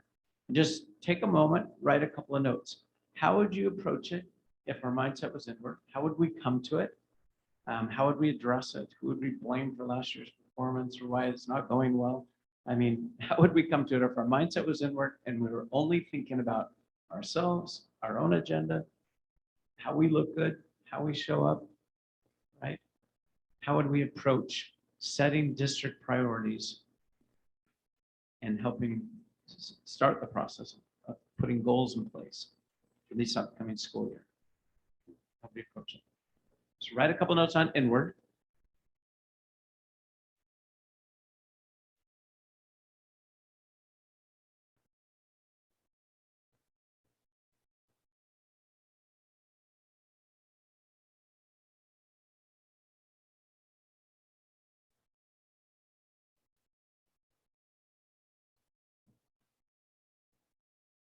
Okay, then go to the next, you'll see the one next to it. Just write a couple of notes saying if we were to approach it with an outward mindset, we're thinking about the students, we're thinking about the families, we were thinking about the folks we have responsibility towards, our mission, our responsibility as a governance body, thinking about our colleagues around the table today, If we were thinking about that, how would we approach it? How would we come to it? So on that left-hand column, if our mindset was outward, how would we come to it? How would we approach it?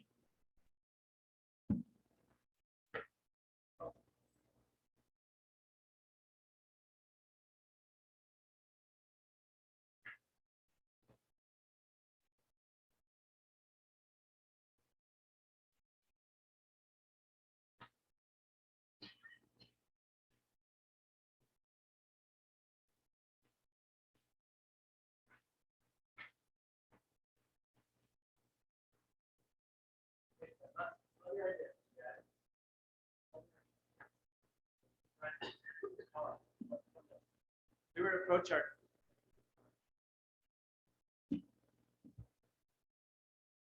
district priorities and goals with an inward mindset. What would it look like? What was that? My own agenda. So yeah, my own agenda.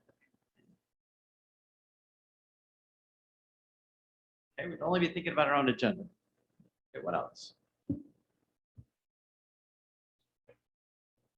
I'd focus on communicating where I stand. Just focus on communicating when, Where I stand. okay. So.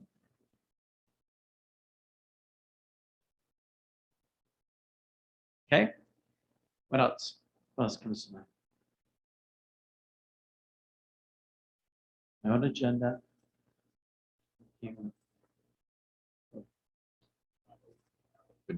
Yes. Listening. Not open.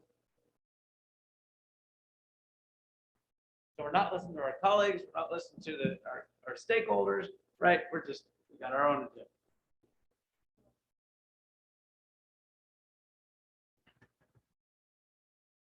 Okay, what else? If I'm inward. Yeah, my own needs. What else?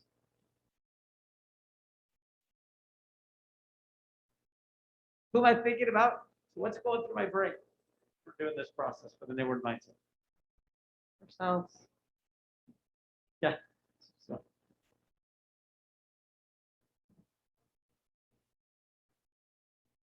Say that again. I need to think past my own children. Yeah. So if I'm outward, I have to think past my own children. Right?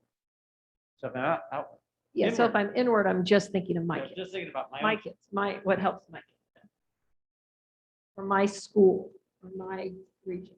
Yeah, my children, my That's a big point. schools, right? Right, exactly. My constituents. Exactly. Now, if we're outward, how do we approach it? If we're outward and really thinking about the mission, we're really thinking about students, we're thinking about our work and our colleagues, how do we approach it? How do we come to setting district priorities? Okay, consensus? We're listening.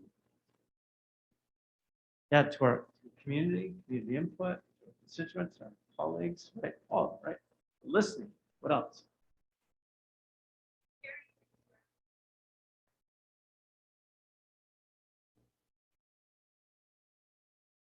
So look, we don't sit back. We do share concerns when there are concerns, and that's our responsibility. And we do it when we're sharing concerns here. Remember, outward mindset means that people are people. They count and matter like I matter, right? So if you go back to my diagram here, what I love so much about this diagram is when my mindset is inward, there's no outside triangle up there. In other words, when my mindset is inward, I'm not thinking about the fact that other people have objectives, challenges, needs of their own. I only see other people and how they're helping or hindering me what I need to do. But when my mindset's outward, other people, they have ideas, objectives, challenges, needs of their own, and I'm alive to that. And I take that into account in the work that I do. So very good, very good. What else?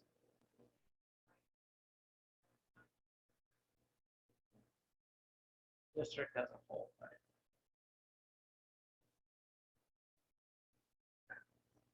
Thinking about the district as a whole, not just my own space. Good, what else? really how we approach setting priorities, setting goals.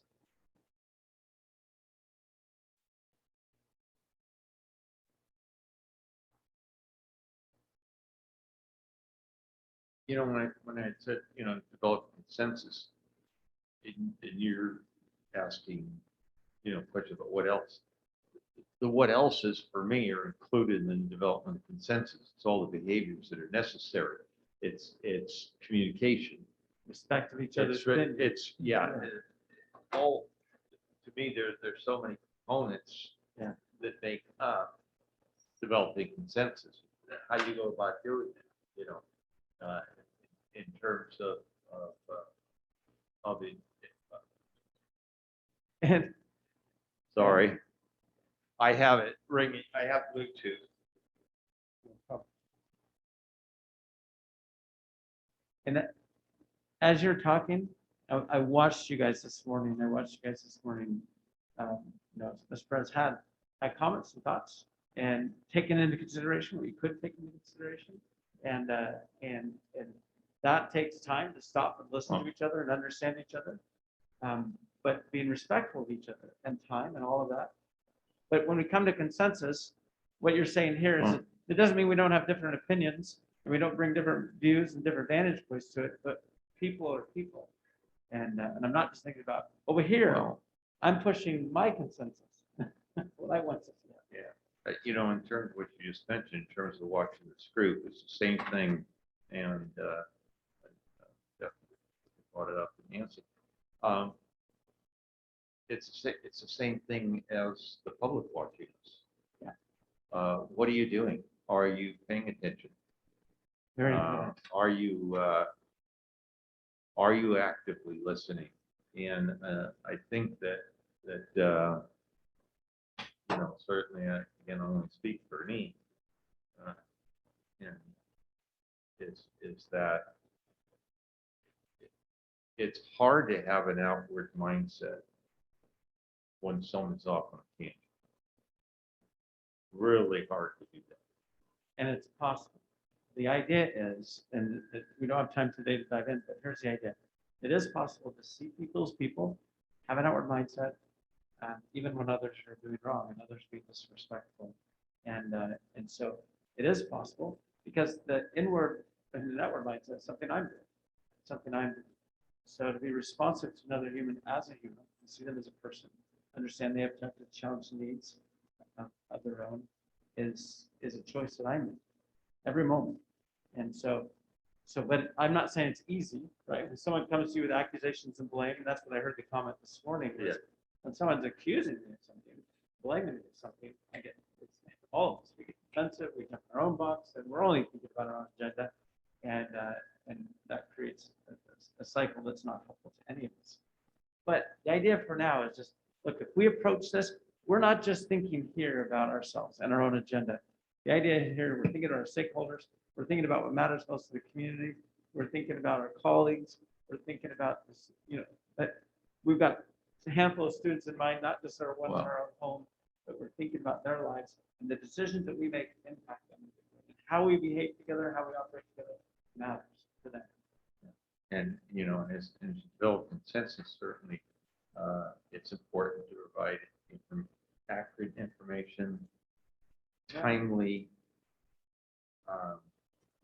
provide the feedback opportunities.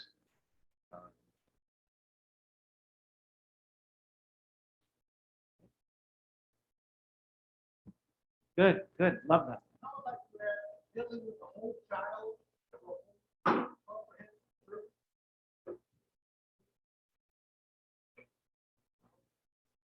So our thinking about the child, not just their grades, their whole, right? So Well, our issue with it was, people came from outside the light.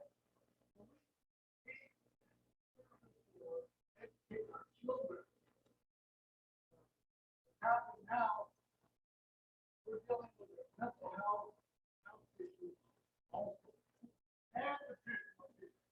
Because we know that kind of thing, educate them. So we're trying to develop partnerships That's exactly right. Because here we're just thinking about numbers. We're thinking about, certain, but here we're thinking about the entire child. We're thinking about their experience in today's world and how they're being influenced by so many other things outside just our own districts, our own district, and what we're doing, right? Okay. My outward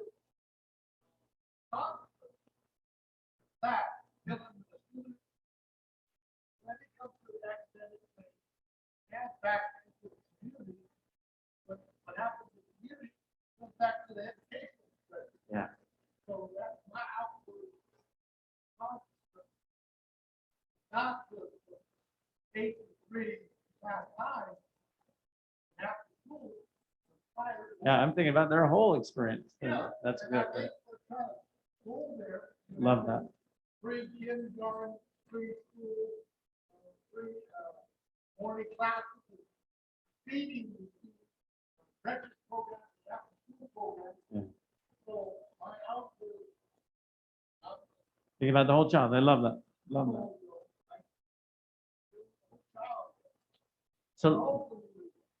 So let's walk. No, great. Love that. So let's think through the process of where we're headed. And we want to do it with an outward mindset because how absurd, what's the implication of us actually putting district priorities and goals together with an inward mindset? What's the likely impact and implication? If we were to do it this way. Yeah, probably not effective. We're going to invite resistance to those we didn't listen to, right? And kids dropping out. Our likely impact here is that we end up with things that matter most to our public, and to our communities, and to our families. And so the process, this is a process that we take, you have a copy of it there, because I know it's small up on the screen.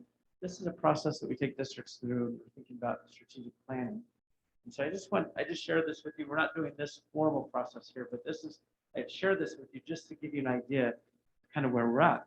So we're in the preparation to plan a year. You typically want, and obviously, as you know, we're further in, this is something we follow next year, but we start the process with pre-work. And that pre-work is really trying to understand deeply the objective challenges and needs. In other words, that outside triangle of all of our stakeholders, which we did some work on that in April, which is helpful. And then the board would typically set district priorities. Those district priorities would then go back to the cabinet, and they would take those district priorities and your recommendations for goals for the year, and they would then, and indicators, which we'll talk about today. They're going to take what you share with them, and they're going to pin that down, because they're going to know the exact data point where we were last year and what would be a reasonable goal for us to move forward this next year, and then they would bring that back to you as a board to approve. And that would then go into the superintendent's evaluation that you would measure performance against. Does that make sense? And it would drive all the work that goes underneath that to accomplish the work. So the board sets those priorities, goes to cabinet works them, pins them down, brings it back to the board approves them, and then the cabinet puts the plan together for that to happen, right? For that to execute on that and make that happen. And then one thing we love to recommend is, you mentioned earlier, we're really outward, we're going to involve the community. So we're going to bring the community in. So in the way that we do that work, we typically, and again, we won't have time this year, but as we move next year, we would typically do that process in a way to where we'd also bring in some of our representatives from our stakeholders that we got ready to wrap that plan up to make sure that they have input on it in ways that will help us scale it up. But for now, what we're going to focus on is if you'll grab your notes from, I have them right here. These are the notes from, we'll pass these out, from our training in April, when we were together. Yeah, right here. If you would hand these out. These are the notes from April. You remember our time together? I didn't want to redo April because that was good work that you put together in April, really good work in April. This is just the notes from April. And I'm going to review where we went with April, and then we'll pick up from there, right? We're going to pick up right from there. So if you'll remember, we introduced you to what we call the outward mindset pattern. This is a pattern that we can follow when we want to do anything, like planning for a district in an outward mindset way. And we want to first see others, right? strive to understand their objectives, challenges, and needs of all of our stakeholders, and then adjust our efforts in a way that would deliver more value and be more helpful to them. And then measure impact, and measure the impact of our work for others, not just output, but the impact of our work. Are we helping them overcome their challenges and accomplish their objectives? So you guys took the district and we put it right in the center of that diagram when we were here together last time. So in other words, we said, who do we have responsibility towards? Do you remember that? Remember that activity? So who do we have responsibility? We said we have responsibility towards our community. We certainly have responsibility towards our students. We have responsibility toward all the employees and the folks that work here in the district. And we certainly have responsibilities towards our partners, right? Our community partners. And so we put those, we put all of our stakeholders in those 4 buckets. And then we scored ourselves. We said, how well do we know? How well do we really know what their objectives, challenges, needs are? And we had a discussion around that. And we said the way that we get more efficient and more effective and have greater impact in the community is that we actually start to deeply understand their objective, challenges, needs, how we impact them. So we want to move. In fact, I think we gave ourselves a score from 1 to 10. How low do we know that? We had some scores that were 3, 4, 5, and we had some scores 8, 9, 10. But we want to be a 10. We want to be an expert in the outside triangles of those people we have responsibilities towards. Our students, our community, our partners. We want to be an expert in that. So how we close the gap from wherever we're at right now to a 10 is we actually apply the outward mindset pattern, see others, adjust efforts, measure impact. So we took some time together as a board, and we said, all right, we're going to look at their outside triangles, their objectives, challenges, and needs. You see the notes there. The notes are there. We broke up into 4 groups, if you remember. And so what I would like to do, and do we have our other board member on a cell phone? He could join us. Can he join us? I'd love if we can. We have enough that we could do. I'll join a group of 1, 2 as well. But love to just quickly, in 4 groups, review the notes. And what you'll notice from the notes is we said, what are their objectives, challenges, and needs, and how do we impact them, both positively and negatively, right? So we talked about that. And then we made some recommendations on there about where we might be failing and in our efforts and our responsibilities towards them. And then how do we measure our impact on them? So we made some recommendations there. So I'd love to get 4 small groups just to review that together, make any additional comments you have to it, just take a few minutes to do that so that we're fresh and we remember what we talked about last time. Okay, so the 2 of you, which group would you like to take? Which of the 4 groups?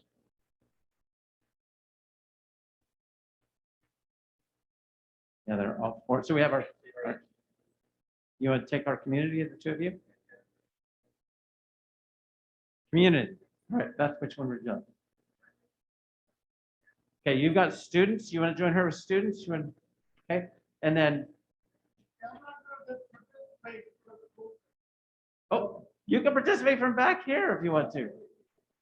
Someone can sit by you close. All right, so Chris, you want to participate with Tony? Which group would you like, Tony? Which of the 4 would you like to discuss with Chris?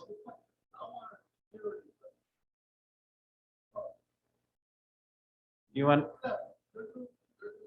They're doing students. There's partners, right? And there's our employees. Those are 2 left. Employees? Okay, the 2 of you will work on employees. That would be good with Chris over there.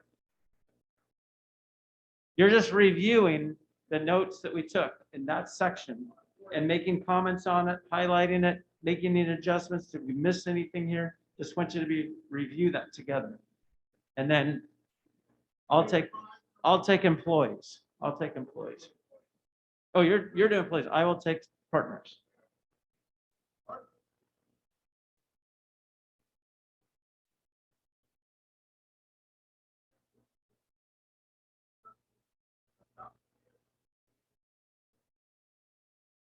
Just make sure it represents what we discussed and you feel good about it.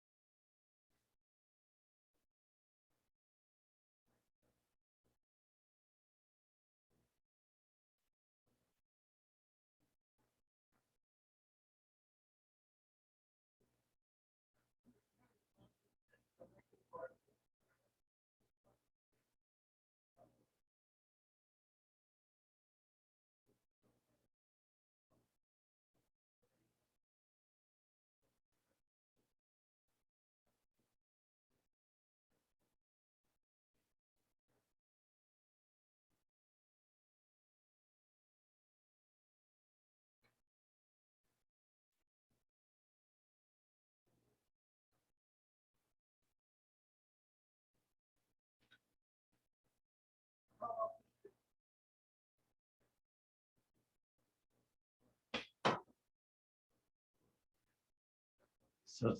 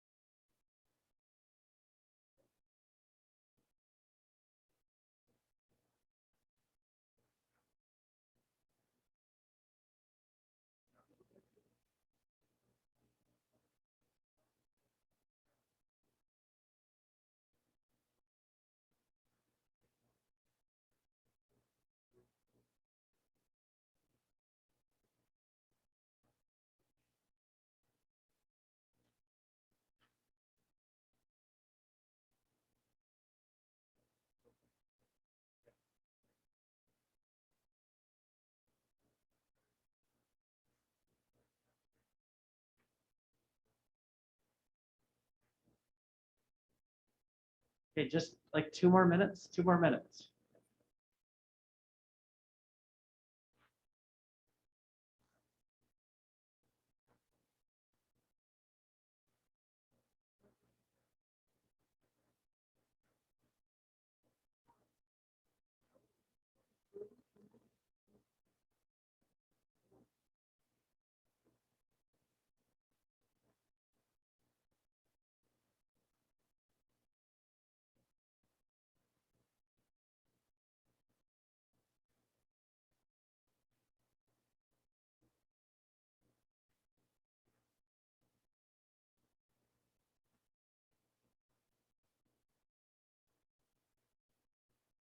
All right, what we'd love to do is we'd love to hear from each group. And what we're gonna have you do is just share with us, just look generally, we don't have to go through all of it, but generally, are there anything you would add to what we talked about? We said, what are their outside triangles? When we tried to respond to those questions. Anything you'd add to it? Because everybody has it in front of them. And then I want you to focus on, look, what adjustments do we need to make? And how do we measure our own impact? And on that stakeholder group, okay? So love to have you just kind of start. So we'll start with you guys, if that works. We'll start with students, because I think that's probably good. So start with students. Oh yeah, microphone.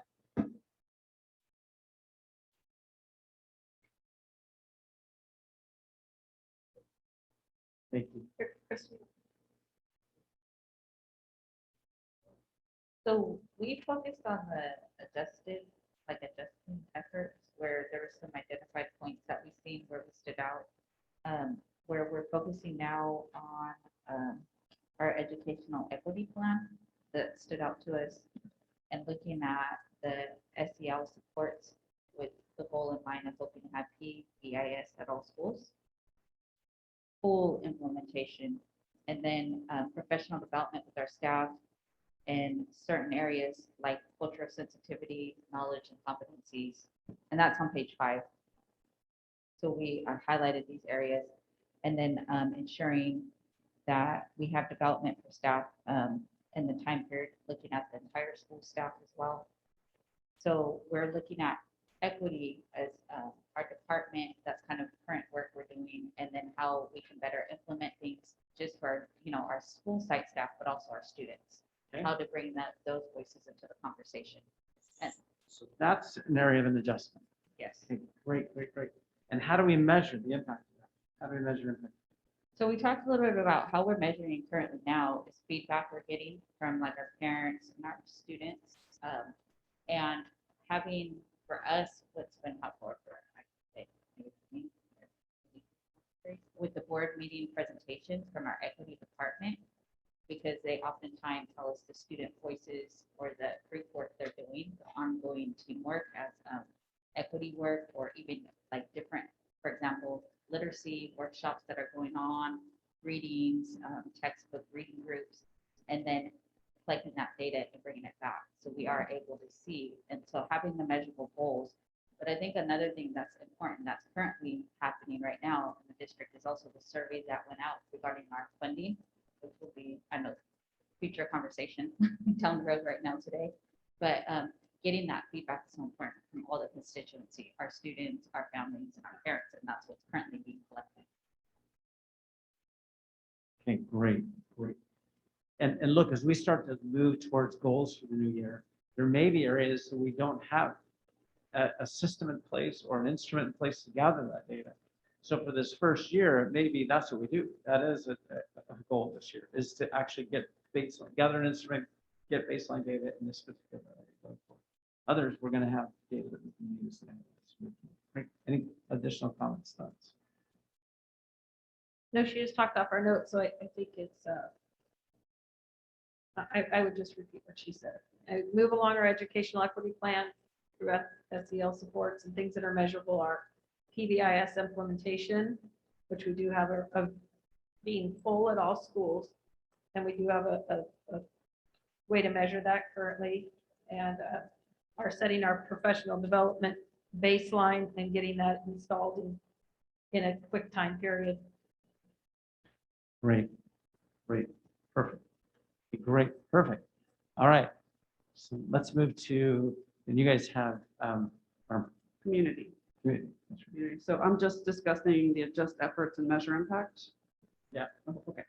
So we thought we should adjust our efforts by ensuring that when the community brings a concern to us, that we go beyond the individual response and solution and always make sure that we are providing a global response, meaning, that we can ensure that it doesn't happen across the district, right? That we're not just treated things as isolated incidents, because often they're an indicator of a gap across the district. We also thought we need improved communication And we say that with the recognition that right now, the volume and the frequency of the information that we need to push out is probably higher than what people in the community can absorb. So that's just a recognition of what's going on right now.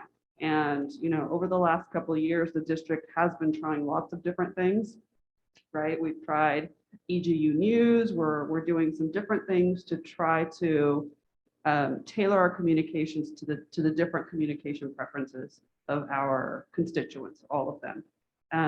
But we're not done yet, right? We still think we need to continue exploring and evolving in that area to find ways to get information actually to the people, right? Because we are still getting questions, and often the response is, that's a great question. The superintendent just addressed that in his email on Friday. And the response is, oh yeah, there's just so many emails, I don't read them. So I don't know, we try text messages or maybe more specific type listservs like the city has, whatever it be, so that people get the information that they need in a way that, they're more likely to actually absorb and receive it. So improved communications is what we have there. And in terms of measuring impact, we already have listed positive feedback from constituents at meetings, but what we discussed is that very often, people only show up when there's a problem. So an even more important indicator than positive feedback is the level of negative feedback, questions, and concerns. So if there's a reduction in those things, we can take that to mean that we're doing something right? They are receiving the information, we are anticipating their questions, their level of concern is decreasing. So it's kind of the flip side to what's there, but reduced negative feedback is what we would add. Okay, great feedback. Okay, great. All right, let's go to employees. Anything else you want to add to that, Carmen, real quick? Sorry about that.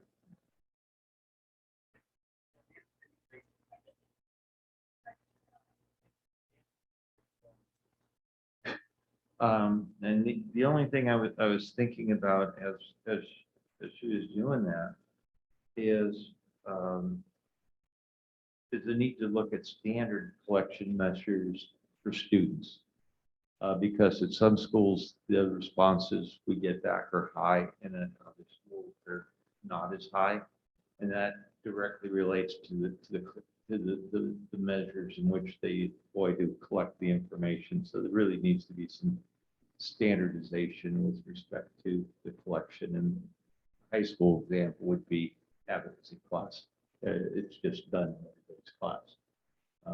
But that's something to look at. If Great comment. Great student comment. voice is important to us, then the collection should be pretty close at all schools. That's great. Great feedback. Okay, good. Let's go to employees.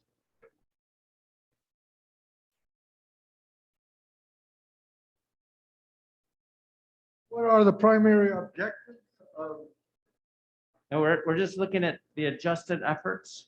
just, And- we're going to talk yeah. about all Yeah, the what changes? adjusted efforts we need to make and how do we measure impact?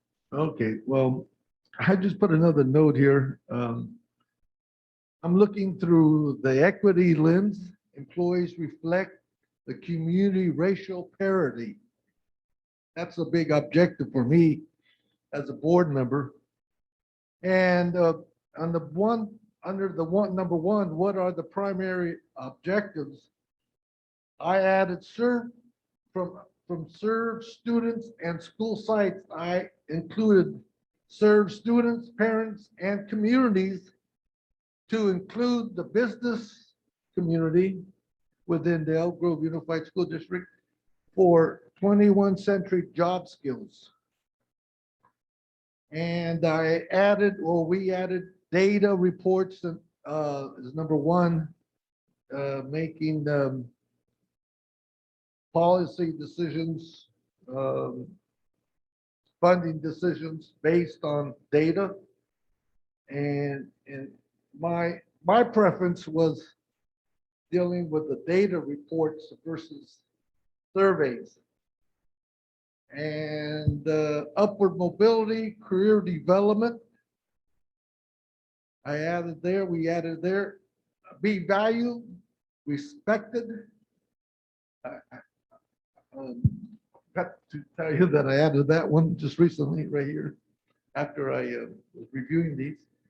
Feeling safe, I changed that to health and safety.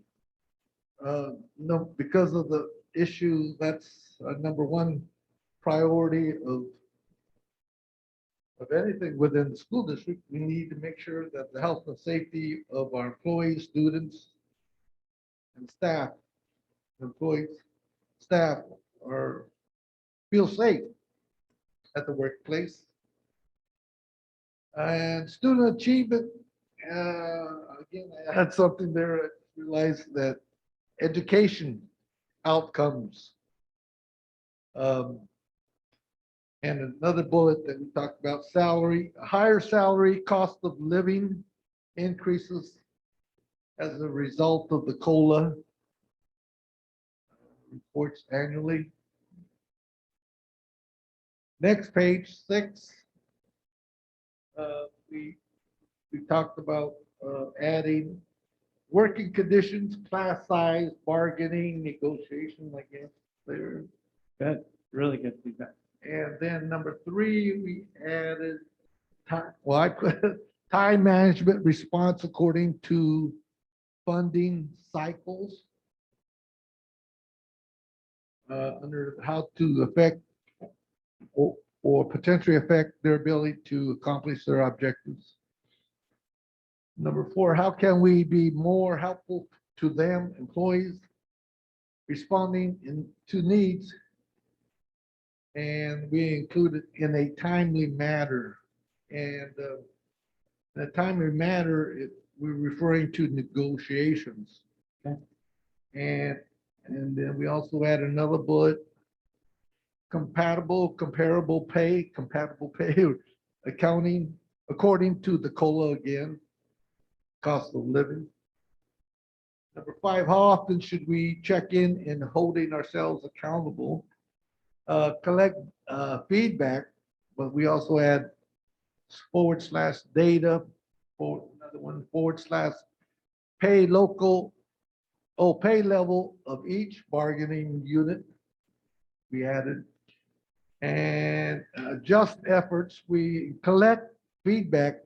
We added collect data, /feedback. Under the next bullet, check in with employees, determine career goals. And we put upward mobility tracks and career development. I think we probably use that career development someplace else, but just effort. Leadership, blah, blah, blah, blah. Oh, measure impact, employee satisfaction surveys, reports from actual data of employees, such as we get a monthly or bi-monthly report of employees who leave, who come into our school district. We actually need actual numbers to make sure we have a good retention at all levels of the school district staff. We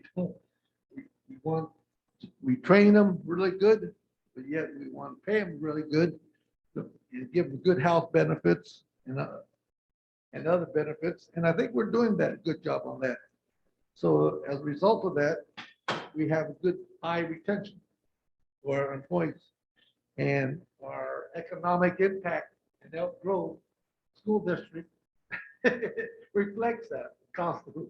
So we want to make sure that, and because we're one of the number 1 highest employees of Elk Grove city limits, but also within this geographical area, we're a big employee. We want the retention, employee retention and training.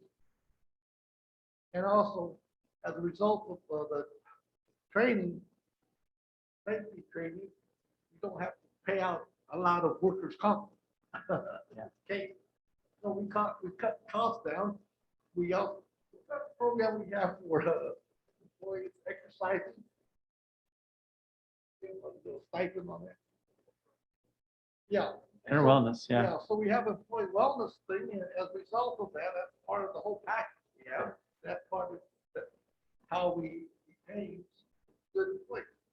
And show up to work every day. That's right. Good, good, good, good. No, that's great. Okay, that's it. Okay, on strategic partners, I just made a couple of That was notes. both of ours. Yeah, Chris, you want to add anything to it? Got it? Okay. And then on strategic partners, I just wanted to highlight a couple of notes. One of them that Tony just brought up a second ago, but regarding our strategic partners, we felt like, look, the way we need to adjust our efforts is listen and learn to more fully understand their objectives, challenges, and needs, and what impact intelligence is helpful to them, right? What data is helpful to them going forward. We also said, ask how frequently that they can, that they would like us to check in. We don't know with some of our strategic partners how often we ought to be checking in, holding ourselves accountable.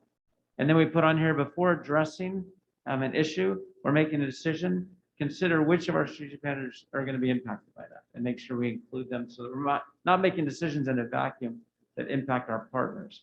And then how do we measure it? Partners feeling like it's being seen and heard. We have fewer surprises on their part, and we're able to leverage our collective efforts together. And so given what we just wrote, so if you move to the next page in your document, when we talked last time, the last few minutes we had together last time, what we did was we said, all right, so given that, what should our focus be going forward? And we just kind of scratched these items. If you remember, this is kind of the last piece we did when we left last time. We said, all right, given our community, here's where we ought to focus our efforts for the new year. Here's our students, here's where we focus our efforts, and our employees. So what I'd like to have you do is I want you to take let's do this as a larger group. Take your notes and let's start with community first, get everyone's input on it. Given their outside triangles, where should we be focusing our efforts when it comes to community? What are your thoughts? We'll start there on the top of the list. And here's the idea with setting district priorities and goals. You remember a slide I shared with you last time? There's our core work that we're doing well right now, right? And that core work is helping us achieve a current result. But what we want to set goals around are strategic work. In other words, how we can improve a new result. And so any area we need to improve on, that's what we want to have on. And we want our focus. It's my hope that we can narrow this down to where we've got 3 to 5 things we're focused on this new year that we give to the superintendent and his team. They go back, they pin down the data, and they bring that back to you so that that's the work that they're focused on. You give them more than that, and so much what they're doing is in their core work. They're going to be doing that, but you give them more than that, and it's hard to stay focused and want to get one. So we want to really move the needle. We want to start to nail this down to really 3 to 5 focus areas and goals that you'd like to have the superintendent and his team work on this year. So when it comes to communities, is there anything stands out there, adjustments we need to make? Any area and focus of community? You may say, nope, we don't need to focus on the community, but if so, what should we focus given what you just wrote down? We'll go to you and then Tony. Well, one thing that is, to me, it's been missing for quite a while is face-to-face. Is the what? Face-to-face. Face-to-face with community. Yeah, our community gets bombarded with surveys, which give certainly a level of information, but So what does a face-to-face effort and goal look like in that area? What a face-to-face adjustment look like to our community? yeah, it could look like for example, some hall districts style I work meeting. with home visits. well, yeah, it could be regional opportunities. Okay, so regional Yeah, opportunities. regional.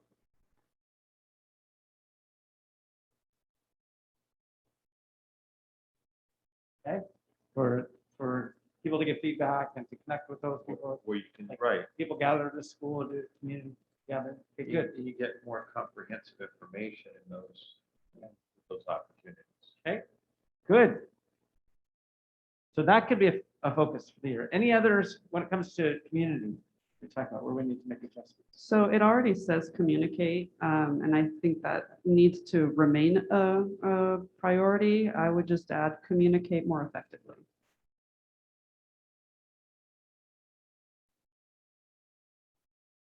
Yes, we got to understand Look, they're getting blasted with all kinds of information. How do they best receive communication? How do we best communicate with that? Really good. Others from the rest of the group here. Yeah, what, in terms of what Nancy was just saying, more effectively, yeah, in terms of Nancy was saying, it's really important, and this is a people thing, but it's really important that the messages that we send out are clear. Yeah. And that's more, to me, that's one of the more effective, but recently, again, we've had to send out revised communications about processes because they were confusing. We being the district, of the board, but information that goes out has to be worded in such a way that it provides clarity on something as opposed to adding confusion. So that's a really important item. Clear, simple, straightforward, right? Great. The second one, I think more regional opportunities and face-to-face. I think we are still dealing with so many health issues and so many things that we all feel a frustration that's gone. And it's a gap, but I think making that, I think we're still in a weird year. So I think because we don't have, number one, and it has so many challenges, number two is even more. So Yeah, because when we're not looking at a having these, year, yeah. I think number one is very important as a goal. But I think realistically, number two is a better goal for the next 8 months. Given our current environment, that we're going to be in this for a while. Yeah. Right. I think that- I mean, and we don't know where this is headed. So Great. And that's my Tony, input on that. Tony, you had your hand up a few minutes ago. But Tony, come back. She just said she agrees with you. Oh. Okay. So another. Okay, page 8, right? Area focus. And, I want to emphasize, I agree that we have community there, but we need another section here, and to add parents. Yeah, Slash. That's next. Oh, well, We'll get the parents. well, where's that? Where's that? Next page? Next page. Yeah, next page. Next item. I'm here. Yeah. Next page. Page 8 is the last page. In this report. What I. Page 8. Oh, you're looking at that page. Yeah, well, that's right. Because what we put is we put students and parents in our analysis, so I should have it now. This is the students. Okay. Well, what I'm talking about over here, I think we should add another section, parents. Okay. Okay, so let me see what you got. What page? Yeah. If you go to page 3. It's one of the groups. You're exactly right. So we just want to. So here was no, students and parents. Our students and parents. Oh, okay. So we put that in here, but I did not. Oh, put I that. see That's what's my happening. bad. I did Oh, not. okay. We'll get there. Oh, I see. But you're exactly right. You're So exactly over right. here, yeah, so on page 8, this is a review of all those prior, Yeah. right? Yep. So anyway, right, you left out parents. But I think parents should be by a group by themselves instead of student/parents. Because a lot of parents have a lot of issues. So overall, of the area of focus, because of the COVID virus, we have learned a lot in the process of delivering services or educational services to our student body. And through distance learning, we learned that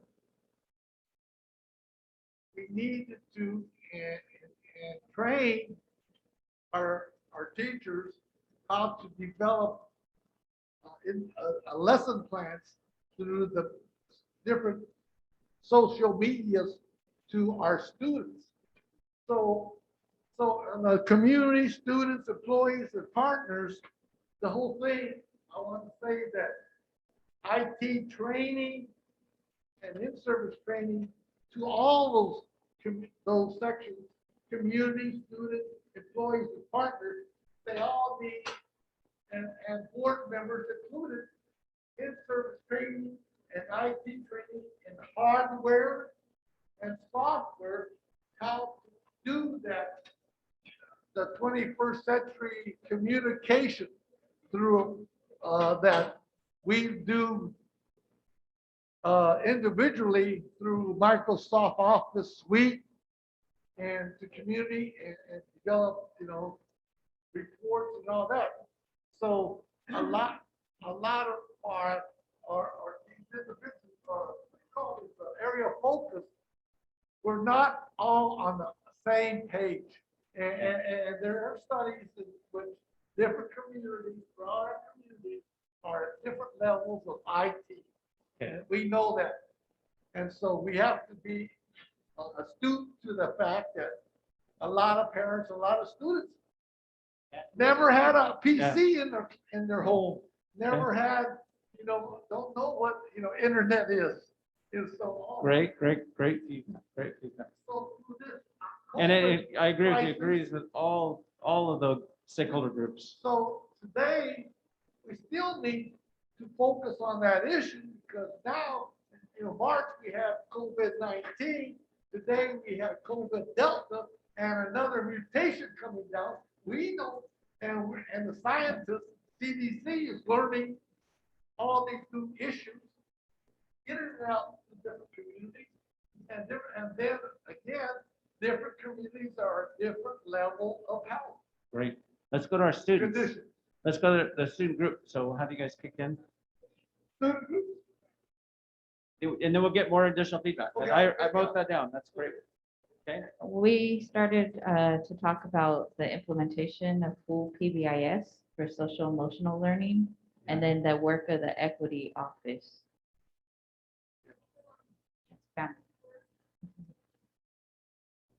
Yeah, so expand the equity work Yeah. and then including professional development, And you're using the acronym here, SBA? PBIS. T. No, PBIS. Is that B, like S? S. Positive behavior. Positive. Behavior and intervention strategies. Investors. Great. Thank But, you. I didn't know that acronym. So. But our thing is to move the educational equity plan. That is the number one thing. And two of the indicators we would like to see as part of that are PBIS and professional development Okay, that makes sense. in cultural sensitivity, knowledge, competencies, biases, that kind of thing. Yeah. What, a baseline. So that's kind of one thing. That's two things in it. Okay. Yeah, that's more representative of what we thought. Okay. Great. So we're going to move that forward. That's a big focus. Okay, great. Can we say expedite implementation of equity plan? Expedite. Does that Okay. reflect? Good.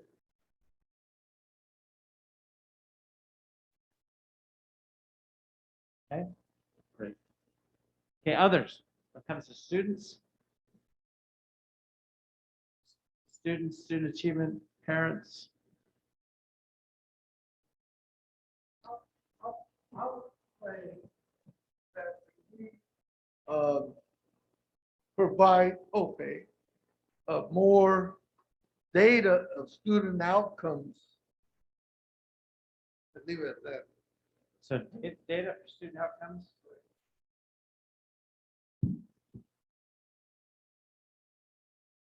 And so when you say data for student outcomes, is it something that, like, we have data for student outcomes?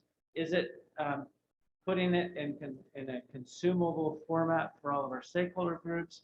Is it, I mean, what would be the goal, target? Well, okay, and the broad funding, different funding, federal, state, county, whatever, they need data outcomes. And also we have community-based organizations doing a variety of projects, but yet we do not, we get a survey, but not actual data outcomes to the outcomes of their project. So we're To missing, evaluate, how effective they are doing particular educational projects and programs. so what I'm hearing from you, there's areas that we're missing data. We don't have Yes, data. Okay. and then we need those data sets, maybe quarterly or biannually to reflect what positive things are they doing or negative things that they're not doing, if these particular objectives that they say they're going to do. And that's why we fund them. Okay? So, we need that, especially for me, data reporting of those educational outcomes. All right, let's do employees. Employees? Oh.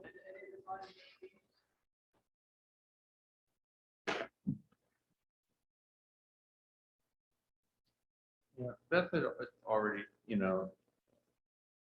spoken to the issue of PBIS. And, certainly as we sit here, we know what that's all about. But it certainly is putting on the table a really clear, concise plan how we are not only going to gather data on individual and collective social emotional issues, but how we're going to attack them as a whole. And then secondly, and I know work's already been going on it, but we need to clearly identify the educational gaps that have been created this past year and a half, and put a plan on the table as to how we're going to address those with each child. Okay, great.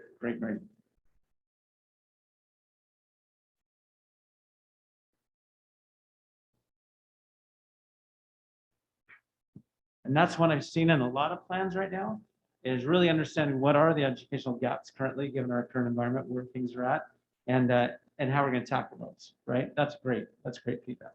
Okay. Okay, great. Let's go to our employees. Employees.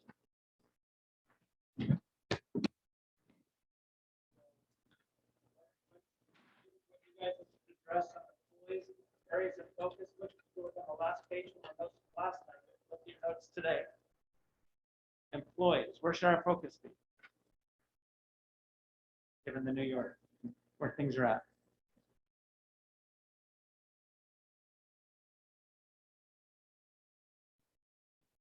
Did you guys come up with?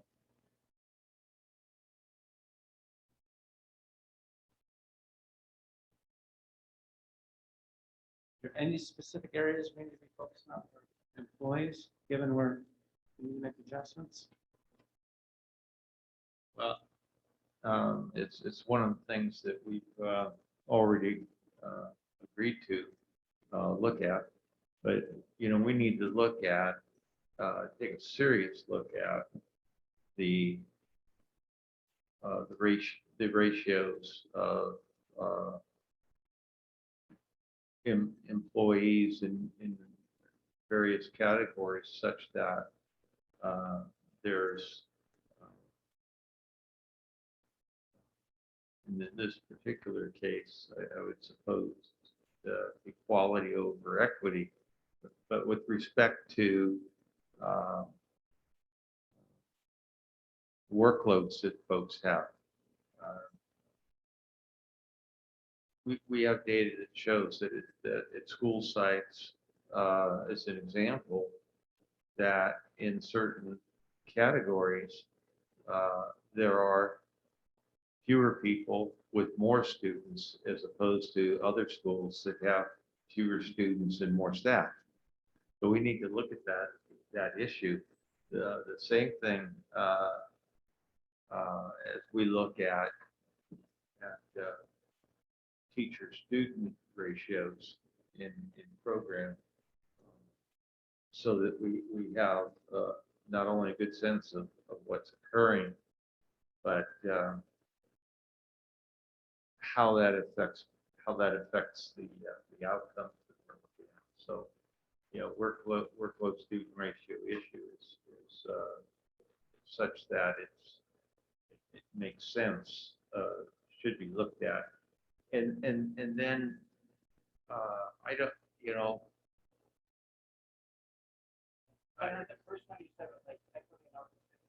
Well, yeah, the other thing is too, and it goes back, you know, a lot of times, and it's a communication thing. A lot of times, I think that the district takes a hit, a negative hit on how people look at what we're doing, but we don't get the recognition. And I'm going to give you a clear example. We have provided additional FTEs at a number of schools. And what those FTEs have done is reduce the student-teacher ratio. And yet that is not a known fact. And therefore there's criticism on the table about you need to do more. Well, it's already being done. You can always do more, but it's always being done. So it becomes an unnecessary, or not unnecessary, it becomes an unreasonable kind of a comment. And that just gets back to our other issue on communication. Because there's both, you know, there's communication that shares data, but there's also just basic communication. We've talked about this before. It says what we're doing. You know. So again, I'm going to keep trying to push you on these to get them closer to like what's the goal, right? What do we want to accomplish? And it sounds like in this particular area, it may need to be a focus. But right now we may not know what that looks like or whether there needs to be improvement or not, right? And maybe a communication issue at the time of our communication plan. But certainly something we got to pay attention to. But what would that look like as we push these a little closer? When I'm thinking about employees, is there any areas of focus that we actually need to focus on improving this next year, given what we just. Well, the private sector, I think that we need more.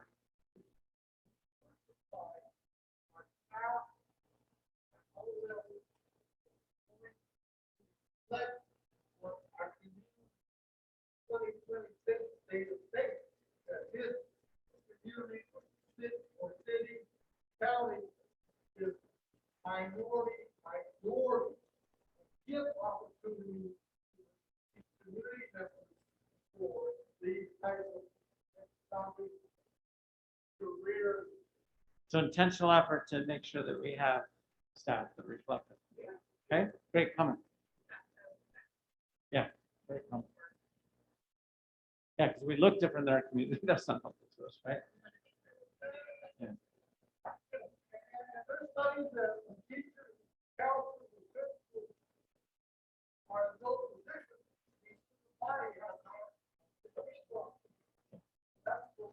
And that's going back to. Yeah, the other one I would think for employees, and it's a recognition kind of thing, is and there might be a disagreement on it, but more visibility at school sites by district staff and interaction.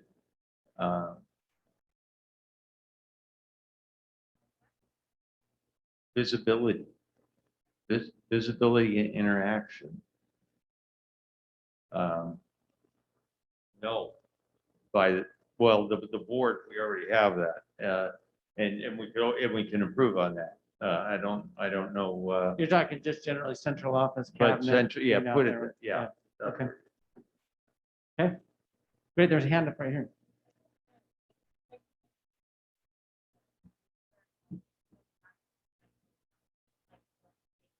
Advance on, like in their own pathway, like that they Yeah. have that opportunity for the Great. professional development for So all, PD plan for all employees. employees, all groups. Great. And strategic, right? It's helping us accomplish our goals. Good. Good. Yeah.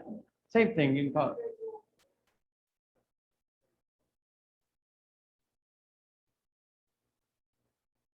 Okay. which is more comprehensive than just. Okay, so I think these are all valued things. So my 2 cents would be is to continue our work, and it has been in our superintendent's goals, and it is reflected in the work that's done for diversity of staff to reflect the community. I like read, multiple salary increases for our geographical oil studies. Make sure that so they can be happy. And so are these two in a similar plan? No, So they're not. So they should be tied together fairly well. But you had a comment, Beth? So I would star that separately then. Great. Any other items? So let's grab partners, and then I'm going to push your thinking around all of these and narrow it down even further. So let's grab strategic partners. And so if you put that one on the phone. So if you'll move to the page there, or felt like strategic partners, the biggest areas there, certainly communication, two-way communication. One, understanding their objectives.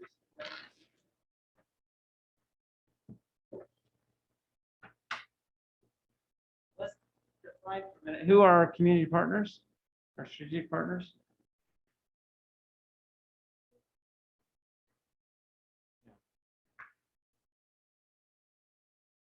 And so when we think about their outside triangle, and we're thinking about what adjustments do we need to make there in our relationships, what we got out of our last discussion was, like, it's not two-way. We need to understand their objective, challenges, needs, how we're helping or hindering them and the work that they need to do. So it's more of a mutual partnership than it is just us taking, not getting back to them, and how each one of them needs that data, the impact intelligence to actually be able to do their jobs and their work. And so any comments, areas we can improve on, you think, in that area specifically, that focus area?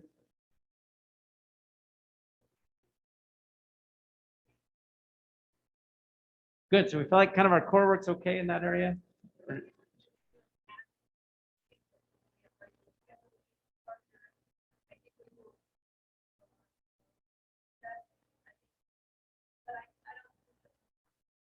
Okay, good.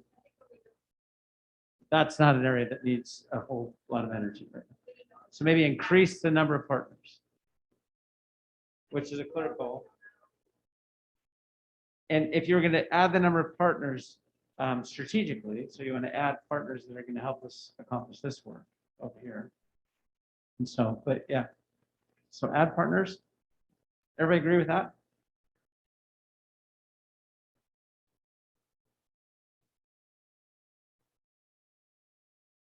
I mean, one of the items that came up last time when I was grabbing the microphone was for our strategic partners and our community that didn't come out in our discussion today was, 21st job, really job ready, people ready for the job.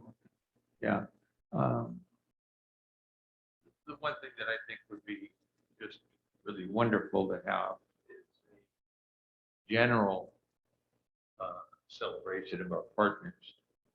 Great. Within CTE, certainly, the various segments do things to recognize partners. But as a district, we don't celebrate our partners. Great. I love that's huge. That's great. And we'll get much more. Okay, so when you look at all four of those, sorry, they're not all together, but all four of those. And so let's see if we can narrow that down to 3 to 5 clear goals, right? And then how are we going to measure those goals? What will success look like? Each of those goals, we got how much time to do that? Not very much time. 5 minutes. So really, I'm going to grab my red pen. I'm going to highlight. So let's get those. And I'm just going to write as fast as I can in the next few seconds here. Yeah. Okay. All right. I will nominate communicate more effectively and expedite implementation of equity plan to be on that short list. So people agree with that? Any people don't agree with that? communicate more effectively. Gotta be planned in a way that.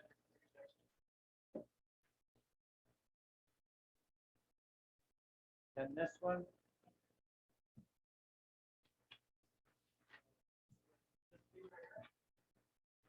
That's 2.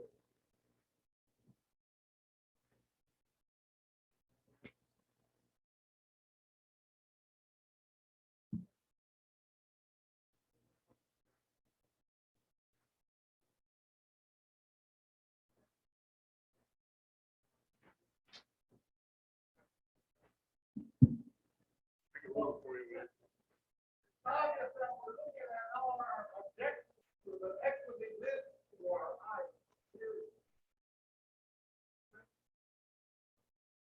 Yeah, what my thoughts on that one was,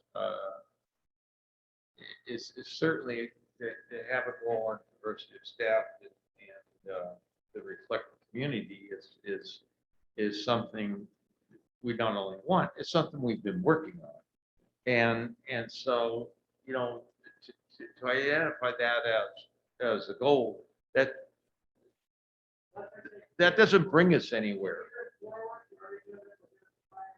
Well, again, we need to have in some areas, a greater diversity, but once again, that diversity is impacted by outside forces we can't do anything with. And so in other words, we're already doing that, and can we prove it? I don't know, because with additional resources, we could certainly do some things differently. But to me, we're already doing it, and so it becomes a goal of we're going to continue to and improve.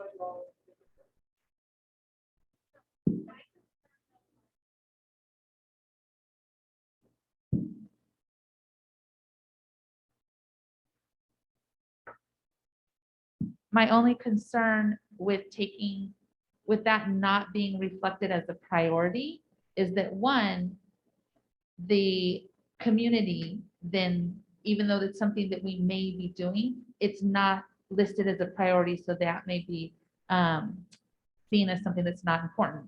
And I think that it's something that is important. I think that it's something that's been asked of the community as well. So for me, putting that on the priority list means that, yes, we're going to continue, and we're going to continue to measure. I understand that there are outside forces, but I just really see a need to respond to the community's desire in that. And it's an ongoing,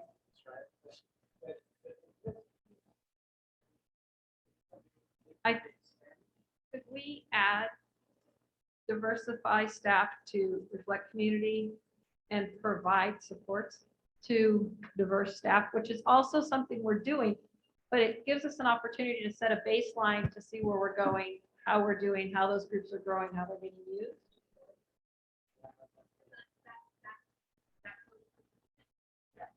Retention. So it's us showing that we want these people, we want a diverse staff, we want to support a diverse staff, we want to continue a diverse staff. So I think it changes it brings in more of, like Carmine saying, more of a bit of a change. Yeah. Love that. That's great. That's great. Any other, we got 3, any other areas you feel like are missing here? Send these back to our cabinet. What I would do, I'll work with Chris, but what I'd love the cabinet to do is, just when I got time to go see you today, is take and actually articulate this in a goal with some clear data points that we're going to try to accomplish. And so their targets, and that could be 3 or 4, 5 under each one of these, right? So a goal, 3 or 4 entities, and that's the goal. They go to the car, salary, cost of living, issues that our staff around our district would understand that if the cost of living goes up, and that will be the major concern of this board, to keep the salary increases either be 1% or 2% or 3% comparable to the COLAs. Because what I see right now, we give these employees increases, and then right now, all what's happening within the cost of food, the cost of rent, the Mr. cost Perez? of cars, all those things go up in value. So their salary increases that they got Negotiations, Mr. Perez. last year is equal, or it's kind of balanced out. So there are, and that's the negotiation process that we go through, but the understanding we say to our staff, you will always have, you know, increase according to the funding that we get and the conditions of California, blah, blah, blah. That would be our concern. Okay, Wait. note taken, and we've got to wrap up. We're going to Okay, end this so- session. This. That's, okay. Go ahead. My only concern is we have a lot about, we don't have goals.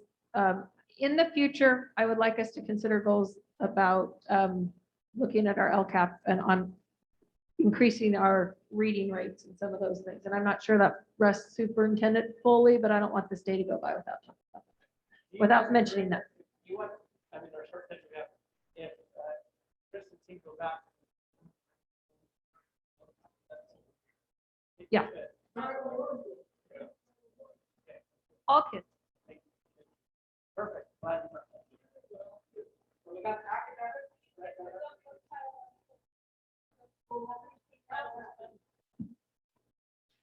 You guys, thank you for your input.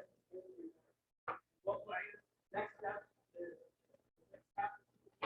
Better articulate with some indicators behind. Clean that up.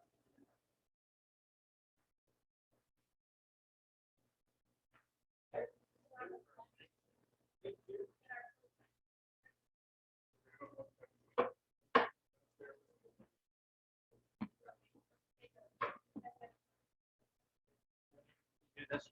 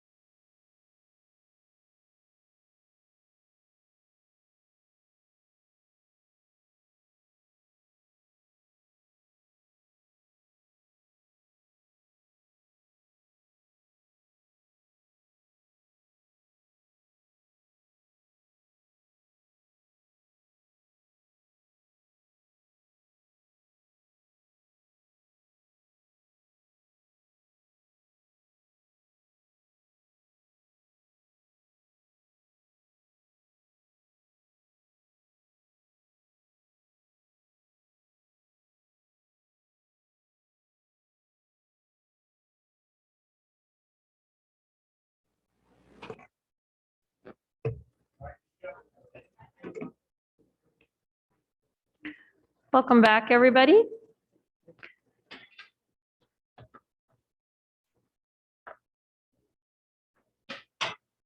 We met in closed session to address item number 1 on the closed session portion of the agenda. Are there any public comment on the closed session agenda item? No, seeing none. We are back in order. It is 1:43 and there was no action taken in closed session. We will now have an update on the American Recovery Plan Act, Elementary and Secondary Education Emergency Relief Fund, which we're referring to as ESSER 2/3. Ms. Soriano, are there any comments on this item? There are no comments on this item. Thank you, Ms. Avalos.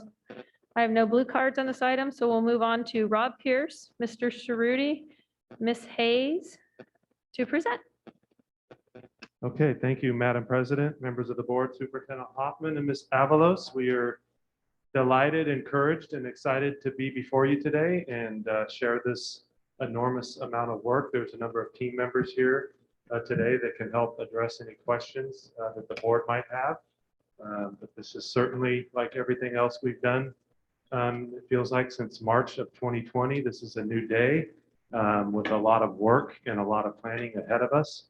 And without a further ado, this will be kind of a trifecta between myself, Mr. Cerruti, Ms. Hayes, I'm sure Superintendent Hoffman, and then other team members as the board might have questions. So I just want to clarify with the understanding that we still have an enormous amount of important work to do.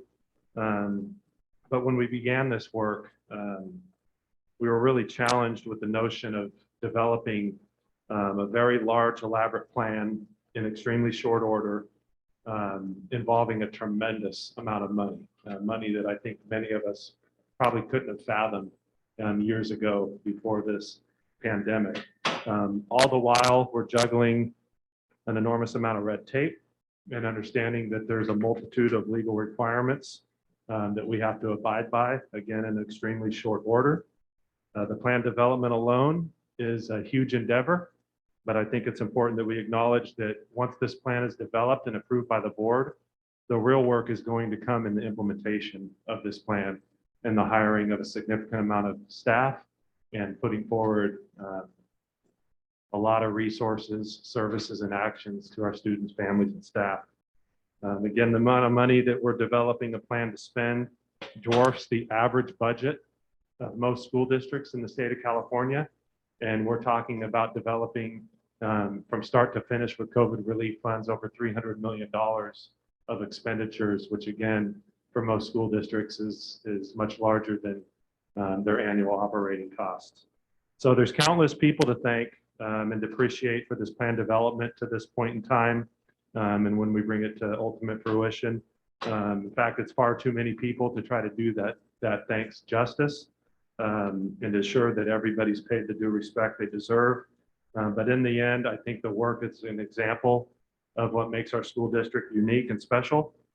Countless people who are busier than they've ever been in their entire career have now been asked to help develop this plan and to spend over $300 million. It's been amazing and it's humbling to see at this point. And again, there's still lots and lots of work ahead of us. But in the end, and although it poses significant challenges, the bottom line is this funding does provide us a tremendous opportunity to significantly enhance the programs and services that we can provide our students.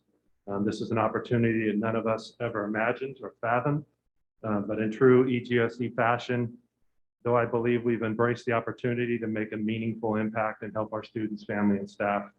Before we begin, I just want to thank, on behalf of Mark and Shannon and the entire cabinet, I want to thank the board and Superintendent Hoffman for the leadership through this ongoing development, but also all of our stakeholders, our students, our families, and our community, and all of our employees and labor organizations in helping to develop this work. It'll be a meaningful, impactful, and effective plan, and it would be impossible without that leadership and that stakeholder involvement. And of course, all of our plan development, all of our actions and services need to align with our work in E4, our strategic goals, our graduate profile, and our educational equity plan. And this is the basis of everything we do. And this plan development is not immune to those areas. And then, of course, any presentation that involves Mark Cerruti, this will be our format for today. It's our why, how, and what. Why are we doing this work? How is the plan being developed? And what are the sections of the plan, the timeline, and the development and our progress to date? And this is when all three of us start doing our work. Afternoon. So for plan development, the why behind that is to access funds, we have to develop a plan. It's specific to addressing students' academic, social, emotional, and mental health needs, as well as any opportunity gaps that existed before the pandemic and that were exacerbated due to the pandemic. As Rob mentioned, we have approximately $308 million that is coming to the district in the form of COVID relief funds, and they come from both federal and state levels. As far as how we build the plan is very specific, very similar to our LCAP plan that we developed, has very specific roles for stakeholder engagement. We have been engaging our stakeholders since April of 2020. We've engaged the board, students, families, staff, and labor partners regarding the health and safety and academic and social emotional educational programming. And the feedback has been used to guide planning and decision making. As you may recall, we had a list of 500+ ideas that have come forward. Of that list of ideas, we have been using the different plans and the different funding sources to execute some of those actions and services. Looking at the plan alignment, the actions and services within the ESSER 3 expenditure plan, we have to align back to our other existing plans. So the actions and services we're building upon are found within the current district's local continuity and attendance plan, or the LCP, the expanded learning and opportunities plan, the ELO, and the local control accountability plan, which is our normal district LCAP. And just as a reminder of what the board has taken action on thus far, September 28th of 2020, you did approve the LCP to the tune of $57 million. That was what we refer to as round one federal relief funding. On June 1st, we asked you to take action on our expanded learning and opportunities plan. That was $40 million that came from the state through AB 86.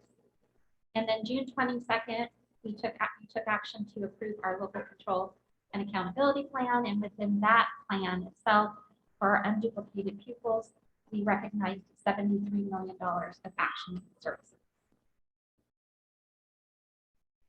I just want to touch on, just for a moment, the continuous improvement methodology. So to ensure that you as the board and Superintendent Hoffman and our school community understand that we don't just reach and grab, and in terms of how we decide what to do, there's a very systematic approach that we take. It's actually a derivative of what's called human performance technology, oftentimes connected to the International Society of Performance Improvement. ISPI is one of the largest, most established continuous improvement organizations, international organizations in the world.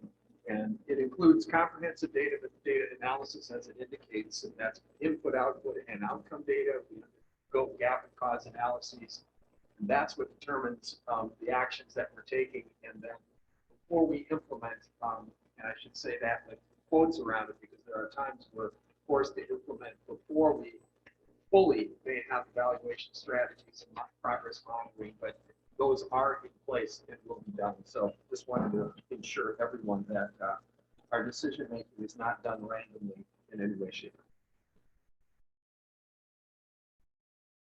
And then what is going on in our little plan development? We actually have 3 plan sections. These are writing prompts that were derived in the plan. The first one being strategies for continuous and safe in-person learning. The goal of this particular action is to ensure to the greatest extent practical that our students are able to come to school. And so you'll see a lot of the different things that we're going to look at today. That is ensuring that kids are able to come to school on a daily basis. In the second prompt, it talks about time. And so this is directly related to our current ELO plan. So it's offering before, after school, enrichment, extended day, any comprehensive program in order to remove those learning gaps that were caused by COVID. So that this will happen outside of the normal school day. It will happen during intersession for our year-round schools. But it's more of an extension of what we're currently doing. And then the use of any remaining funds, and this is not a catch-all, although it sounds like one. There are very specific guidelines when it comes to federal funding as far as what you can do and what you can't do. And to be specific, actions must be evidence-based, and they have to meet the comprehensive needs of students. And so they're pushing really hard with the ESSER funds that we have comprehensive assessments and that we are addressing the needs of children in the Elementary and Secondary Education Act. So in there, it's addressing deficient subgroups in the form of just academically deficient. And so those are our subgroups we talk about all the time. So students experiencing homelessness, our children in foster youth services, and those kinds of students that don't have the same opportunities as others. And then just to ground us back into our plan development timeline, there has been actions prior to what you're seeing here, but obviously today we're in our board workshop, consistent with our timeline. Moving forward, we're going to be working to align our draft plan with our stakeholder input. That will happen next week.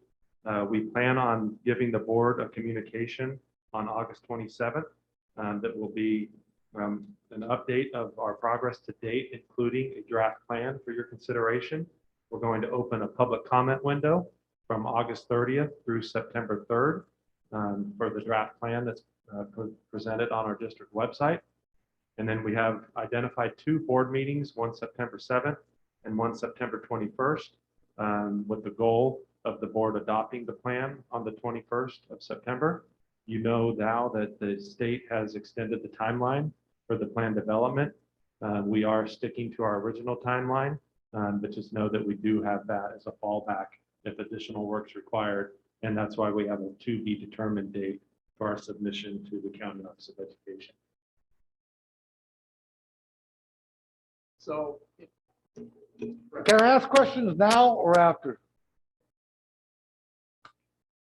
Let's carry things after. Let them give us the full presentation in case they answer it during the rest of the presentation, Mr. President. On this question was what was the state's deadline? The original deadline was September 30th, and they've now extended it to October 30th. Thank you. So we're going to go with a no on that going forward, okay? As we began to gather all the information, and I just want to point out that and just re-emphasize what both Rob and Shannon have mentioned, and that the connections of these plans. So again, for the folks in the community, the board has a clear understanding that there have been a number of plans going all the way back to the local continuity and attendance plan, and then we had an LCAP. Had the Expanded Learning Opportunities Grant, and now we have the ESSER 3 plan, and all of these plans are all asking to connect. They're all looking for connections. So I state that because in just a moment I'll be sharing information about the survey process that was specific to the ESSER 3, but all of this information is informing our decision making related to this plan. And taking all of that information over the past year and a half, 14 priority themes emerged, and those are indicated here on the slide.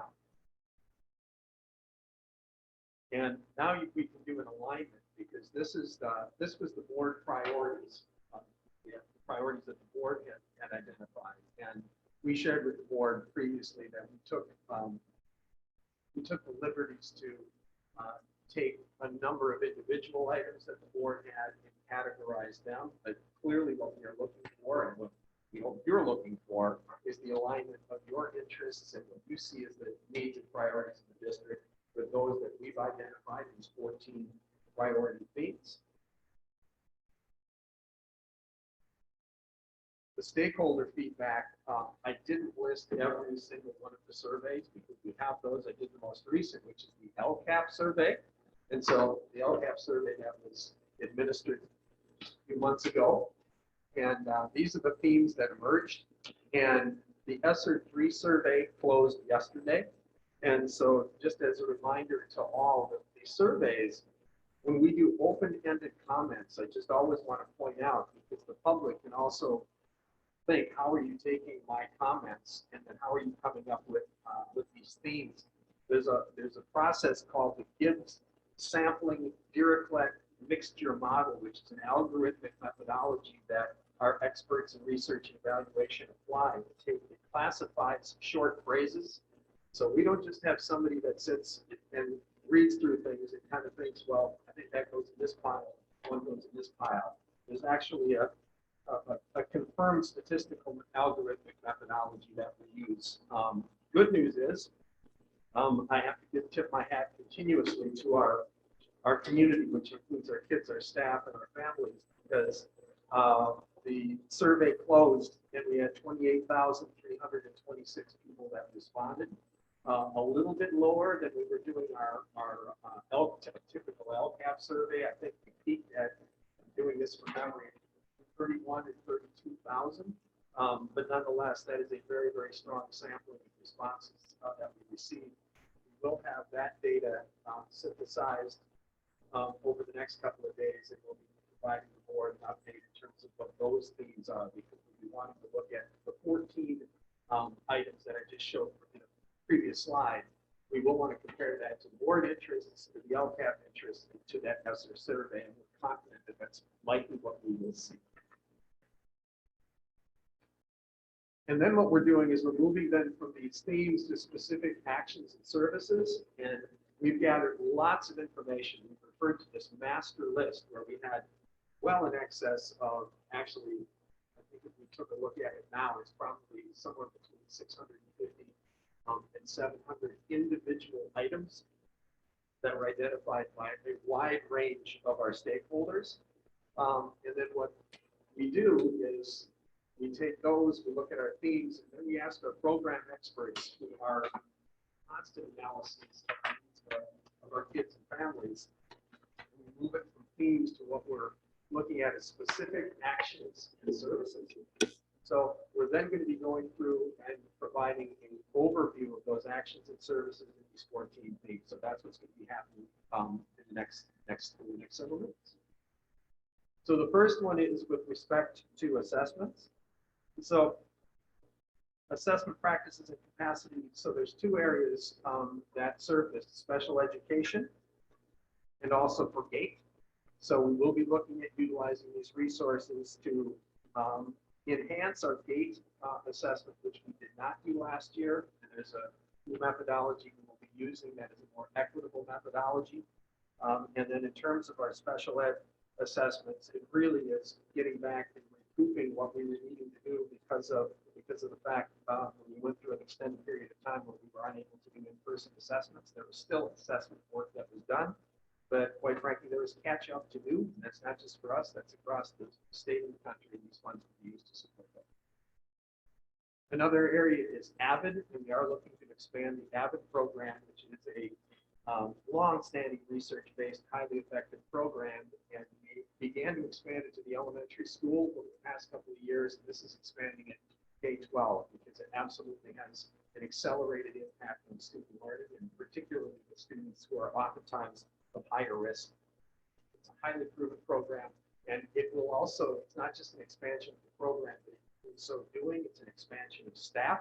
And so it will be augmenting our program specialist who oversees the AVID program. There will be coaches that are assigned regionally, because at the elementary level, oftentimes at our secondary level, we can have AVID classes that are actually sections. It's not the way it is in elementary school. AVID is embedded within the daily instruction, so all teachers need to be trained, and that's where our coaches will be going in and training and supporting our teachers directly in those classrooms. So this is an exciting addition of the expansion of AVID district. And another one of the 14 themes we've categorized as business services. This slide, it's specific to food nutrition services. So the goal through these actions and services is to ensure timely and readily available high quality nutritional services to our students. I think we all know the importance of providing our students with necessary and proper nutrition This has been critical throughout COVID. And I just want to point out that the use of these dollars, and especially in this regard, this pays huge dividends, not only during the pandemic, but for a long time thereafter. So we're being smart about how we're using those dollars and to help offset future obligations to the district. So this includes things like efficient software and staffing processes with food nutrition services, but also significant central kitchen upgrades and delivery supports for our sites. And just continuing along the theme of business services, these are additional support measures that include increased bus capacity and buses with advanced ventilation systems. This includes support for the print shop and the warehouse to accommodate COVID-19 needs. And similar to the previous slide, this not only aids us during the pandemic itself, but well into the future. English Learner Services is an area of focus, and as you can see, it categorizes it, or it notes classified, certificated, and material resources. This is an indication. You'll see this pattern throughout, and maybe I should take just a step back, and I should have said this when we just started the section, which is this language as it appears here. This is the type of language, assuming these are the areas and these are board approved. This is how it is written into our plan. What we won't have in our plan. Yes, Can you ma'am. get just a little closer to your mic or move your mic closer to you, please, sir? Yes, thank you. My apologies. What we won't have within the plan, for example, is a listing of 200 individual items that will be listed in the plan. And the reason we don't do that is because as soon as we would need to make any sort of adjustment, it doesn't mean that we don't have that detail. The board won't have that detail, and the community doesn't necessarily have the detail. When we write that plan that's submitted to SCOE, it is more general overarching themes that will note that in this case, it is classified and certificated staff as well as material resources that will be supporting our EL students. And as it notes, it's for both academic and social emotional supports during the school, within the school day, and also outside of the school day. And then it notes that reclassification rates, lower LTEL population inclusion practices, and so on are the areas that will be positively impacted and how we'll be measuring the effectiveness of those additions to support our English Learner Services. Ms. Volunteer and her team and others supporting her have been working hard to specifically identify the needs for our English learners. And moving on to ed equity, this also is classified and certificated personnel as well as material resources. So it's staff and resources as well to provide. There's coaching, consultation support, as well as resources, facilitating culture and linguistically responsive practice, expanding opportunities of leadership for our kids, and supporting both targeted and our universal equity programs. And it's all to continuously move toward our overall arching ed equity vision of increased student achievement of our kids and closing those opportunity achievement gaps. Expanded learning, this is, as Ms. Hayes went through the sections of this plan, this is pretty much that second component of that plan. So it's an extension. So Ms. Sipes and folks supporting Ms. Sipes expanded upon the ELO plan and then pushed that out actually several other years. So that's what this is that real continuation of our program that we put together this summer and the program that we developed for this year that includes expanded learning, intercession, before school, after school programs, tutoring programs, and then that extends out over the next several years. Family and community engagement is another area, certificated classified staff as well as material resources. The concept of the family teacher academic team, that is a structured approach that is really ramping up. It's somewhat of a more formal, and I don't use that necessarily.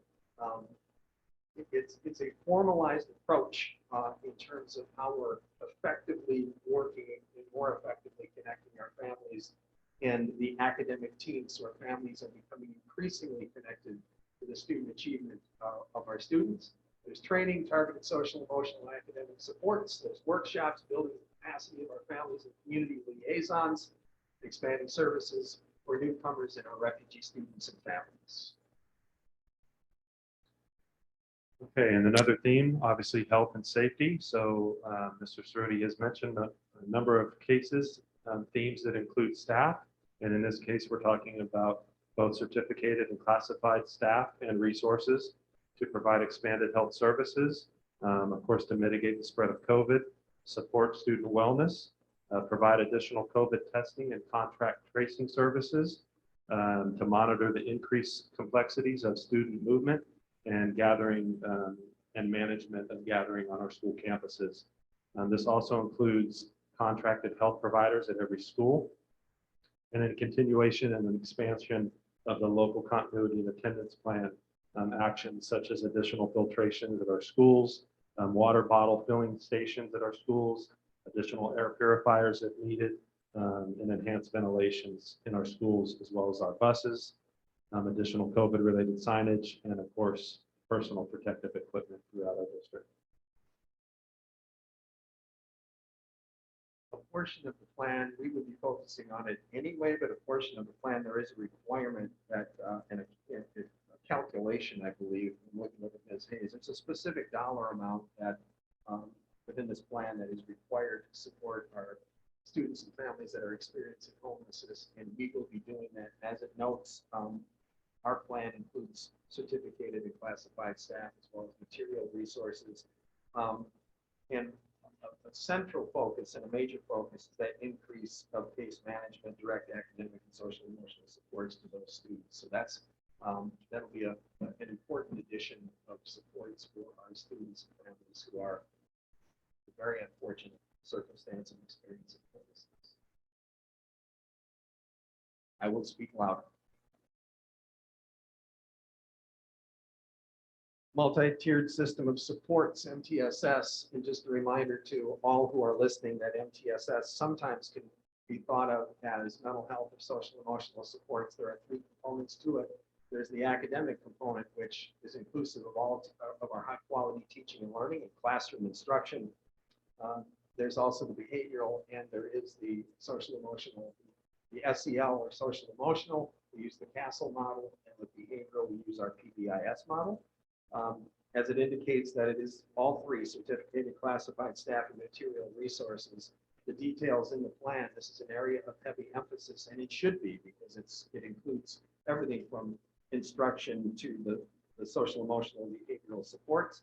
There is a very strong focus on direct tier 2 and tier 3 supports for students, coaching, and consultation. And we currently, our classroom is the basis for tier 1. So just for folks, again, who are tuning in, tier 2 is the smaller group intervention, sometimes out of class interventions, and tier 3 is the more specific one-on-one interventions for individual students, and all of that is pre-special education, so that is not inclusive of special education services. But the focus here would be on tier 2 and tier 3. Professional learning and development, there are a couple of slides. So this is just going to point out the primary areas of focus for professional learning. So in our plan, it will have a single element that notes professional learning and a dollar amount that is attached to that. And then, thank you, Rob. Got it, Steve. And my apologies to everybody. The areas of focus, as I indicated, high quality instruction. So we'll be focusing heavily on continuing to work and support our teachers with respect to high quality instruction. There's a great deal of work that will be continuing with respect to our new student assessment system, the Illuminate system that we have. We'll also be looking to train our administrators, teachers, and staff on the disproportionate impact for our TK-12 for our multilingual and EL students. We'll be looking at educational equity and disrupting those equities. So Dr. Espinosa and his team will be doing a considerable amount of training. That's that third bullet on the slide. Several others are teachers and families creating, this is a specific to family and community engagement, that first bullet. as I indicated, we just were talking about MTSS. There will be considerable training, a heavy focus of training with regard to MTSS and really deepening the implementation of MTSS. And then there will also be focused trainings on the implementation of written standards aligned instruction with respect to the arts. So our VAPA program also has professional learning and professional development built in. And just so if folks are wondering why we build professional learning and professional development, we define professional learning as the acquisition of knowledge and skill. And in terms of professional development, it is increasing the capacity of our adults to function under increasingly complex environments. In terms of school operations, we'll be increasing certificated and classified staff to enhance our independent study and home hospital programs.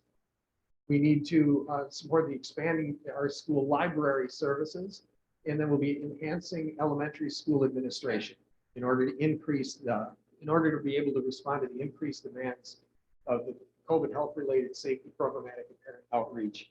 So the other area will be augmenting school supply budgets needed for operational and program startup. So just for example, our ASB programs and some of those programs need actually increased money because their complete resources were depleted over the course of last year when we weren't actually in our schools. So we're augmenting our site budgets in order to most effectively get our schools up and running and getting them the resources that they need.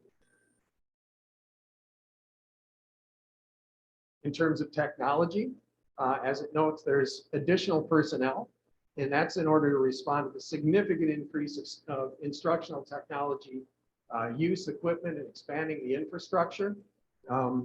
Certainly COVID created incredible challenges for us, but one of the benefits, or at least I guess I would describe it as a benefit, is our teachers and our staff across the district dramatically increased their understanding and use of instructional technology. And it's not just the use of, having our kids sitting with Chromebooks. It's also the access of the digital curriculum that accompanies the materials that we purchase. And it's the knowledge and skill that they acquired is a good thing because it's enhancing their instructional capabilities in the classroom. We do need staffing in tech services to support them. And there's also the hotspots and the Chromebooks that need to be continued to be purchased, acquired, and distributed. There's a significant increase in the equipment inventory and delivery. And so we will be needing to augment our delivery support that we're able to, that is needed. And then digital instruction and assessment. So those are some of the materials that we will be purchasing, some of the specific materials, Imagine Learning, Everyday Speech. There's a variety of those, and if the board had any questions about any of those specific programs and purchases, we have staff on hand that will be able to provide specificity about what those are.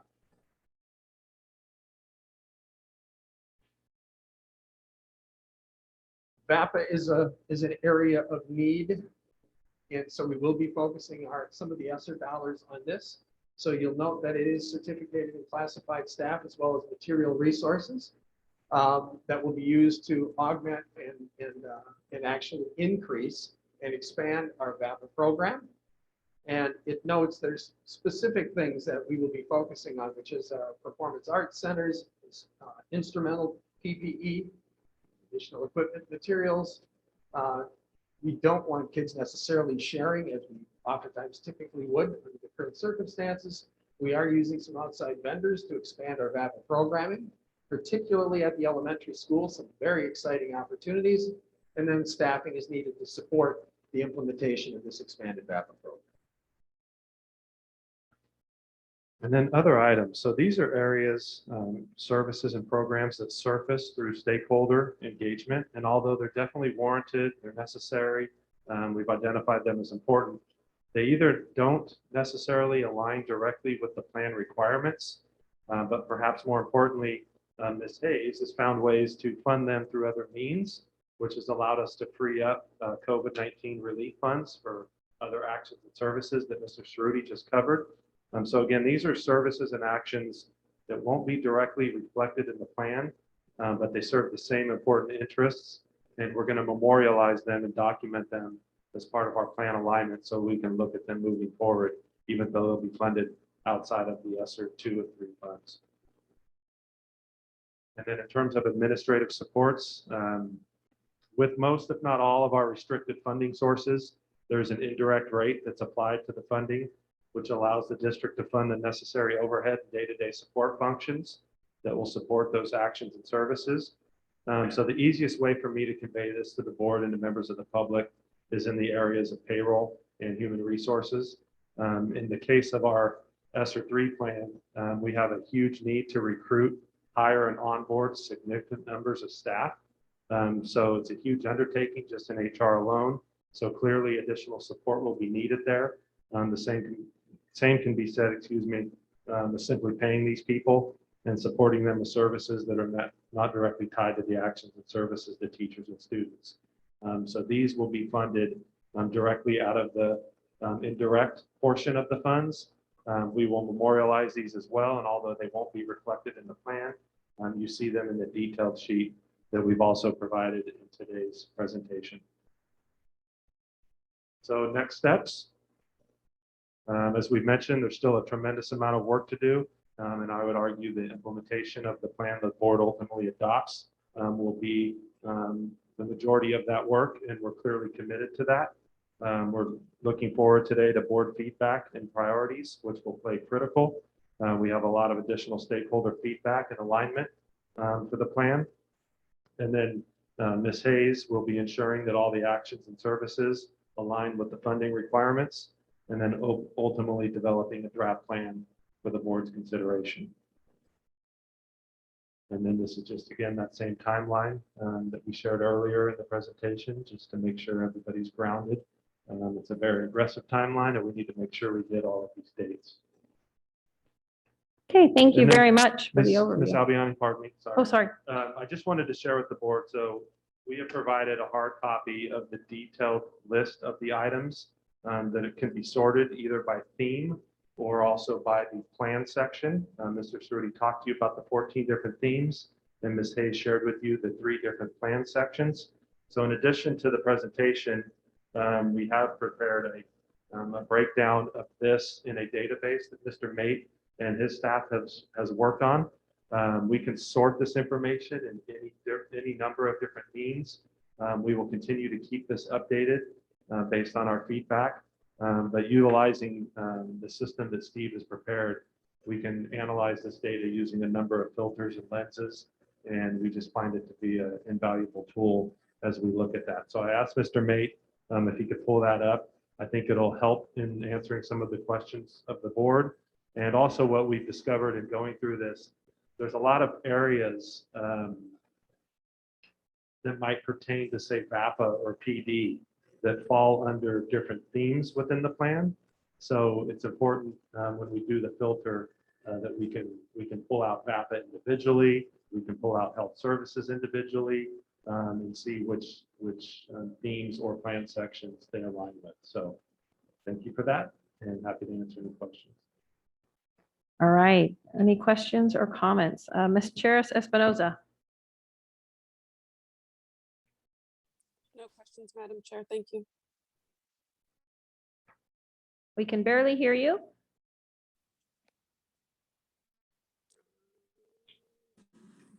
Is that any better?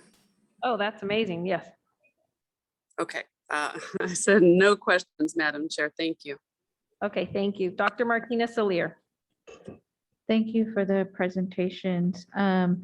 I just had a couple comments on page 18, the stakeholder feedback. I feel the themes broken down and also our board themes are really, are in alignment and critical with what staff is finding.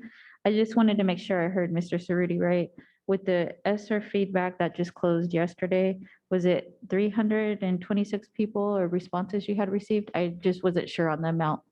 It's because I don't think I was speaking clearly to the microphone. I apologize for that. No worries. I've never had the problem of not being heard before.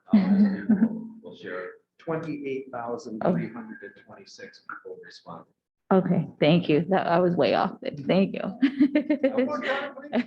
28,326, and the board will receive a summary of the data that will be broken down as we always do. It will be broken down by the themes, by school sites, and so on and so forth. So you will see. And I just want to share again that when we did this, I'm not making excuses at all, because I was actually, quite honestly, I was surprised by this total, because this was done right at the time everybody's coming back to school. This is not where everybody's mind was, to be perfectly frank. Was taking this survey. But again, that it's the testament to our community, which includes our kids, our families, and our staff, because I do believe that they recognize that their voice is heard based on our, I hope they do, based on our openness about the results, and then the alignment, as folks have seen, between their feedback and what we're doing in terms of decision making.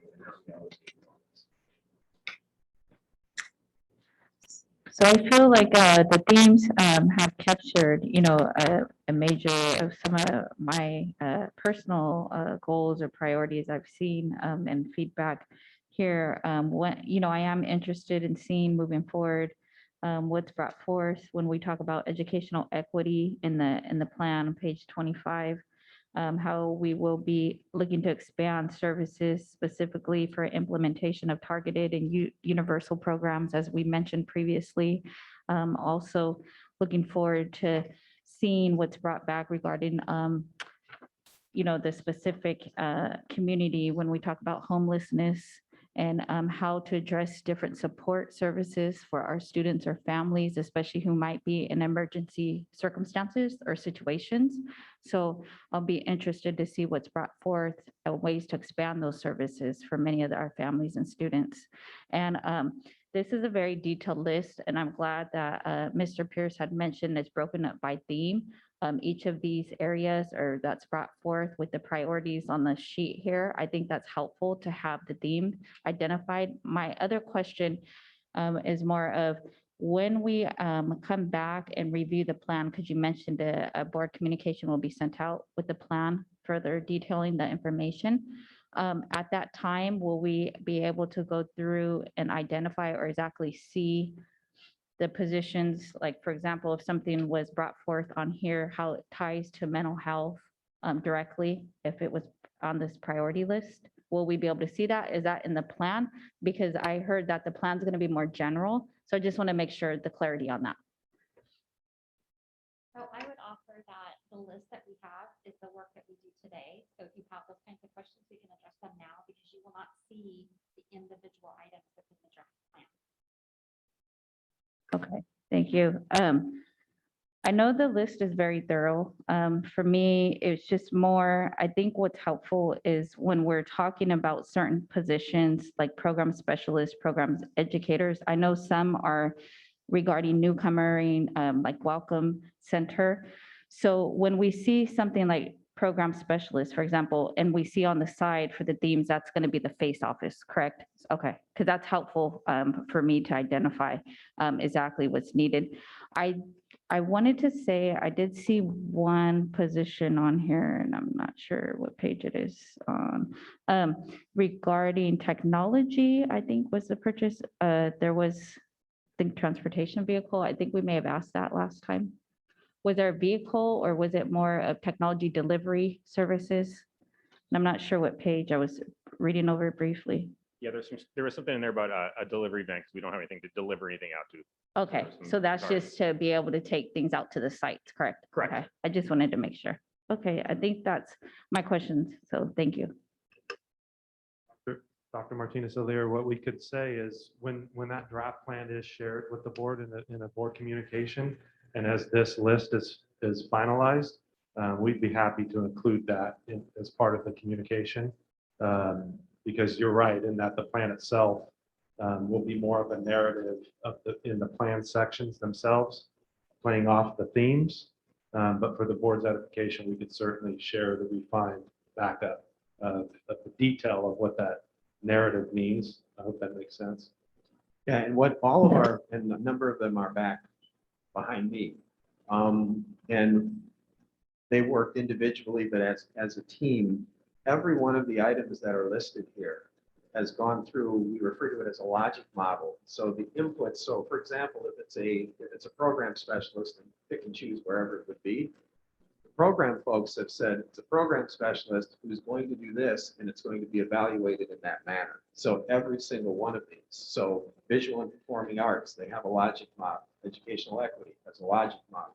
So we have the plan itself, just by the way that it is structured, is probably at the highest level of detail.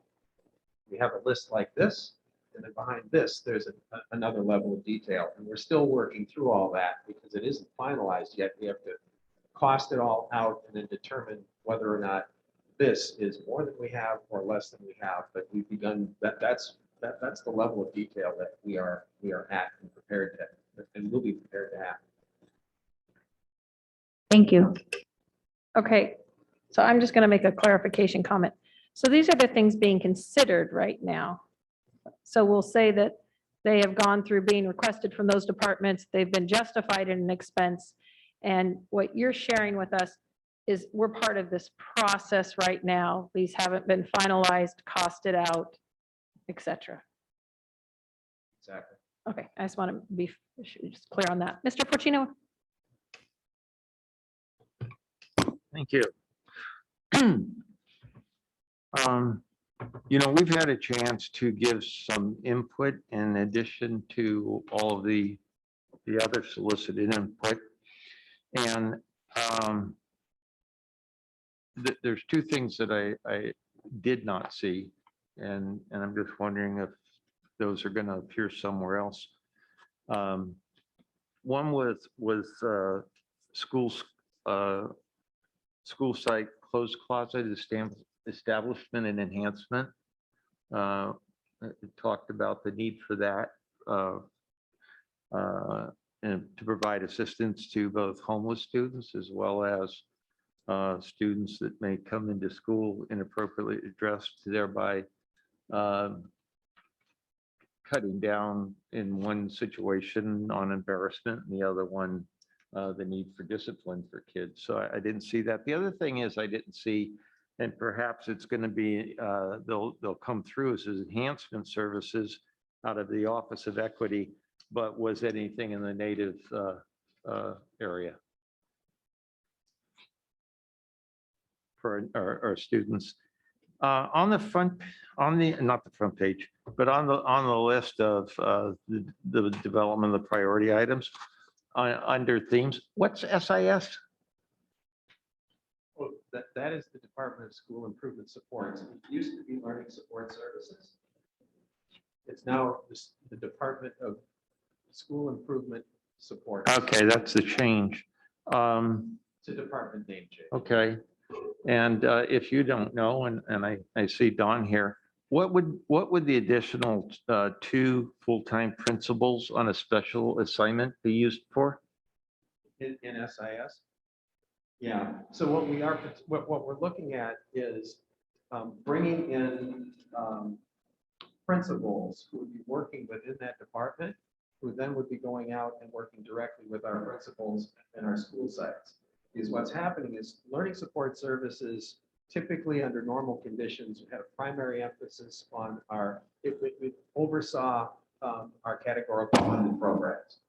So a heavy emphasis, and it still continues with our title schools. It also expanded when we started to move because I'll be brief, but when as a district, we don't just have our title schools put a single school plan together. We have every one of our schools. We refer to that as our site LCAP. So Mr. Bird and his team in what was Learning Support Services and is now SIS works with all of our schools in terms of and supporting them in their plan development, the application of goal development, assisting our title schools in particular with funding, understanding how to use the funding, understanding how they need to engage all the stakeholders. What we see under these current conditions is everything is monumentally more complex. So that department is directly integrated with elementary and secondary education and supporting our principals and our schools and our administrative teams. And what we see is the need to actually bring principals into that department, whether or not they are sitting principals within our schools now, or bringing in people who have been principals and being able to go out and support and coach our principals out in the field. Why a principal? Principal on special assignment enables us to use those are folks who have done that job. They've done job as principal. Why the need for a principal? They're working directly with principals. That's their target audience are principals and vice principals. So you need a principal to work with a principal. Well, most of the folks, so for example, yeah.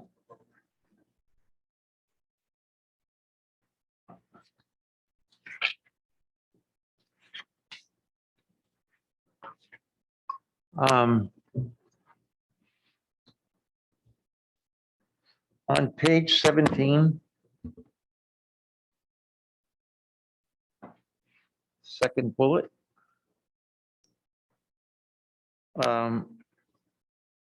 With respect to restorative practices, what is it that is being looked at in terms of, specifically in terms of enhancement of the minimal services that we currently provide? See, Matt is here. Matt, Yeah. would you like to respond? I'll see him back there.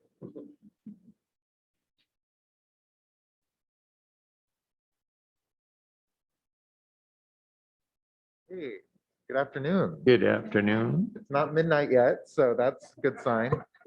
I know, I don't know how to, I'm not used to seeing you in the sunlight. So restorative practices, it's connected with personnel. So making sure that equity, if we propose any equity coaches, that one of their main jobs is going to be to develop their capacity and to be leading both trainings and on-site support for restorative practice implementation in partnership with our CPL and student supports departments.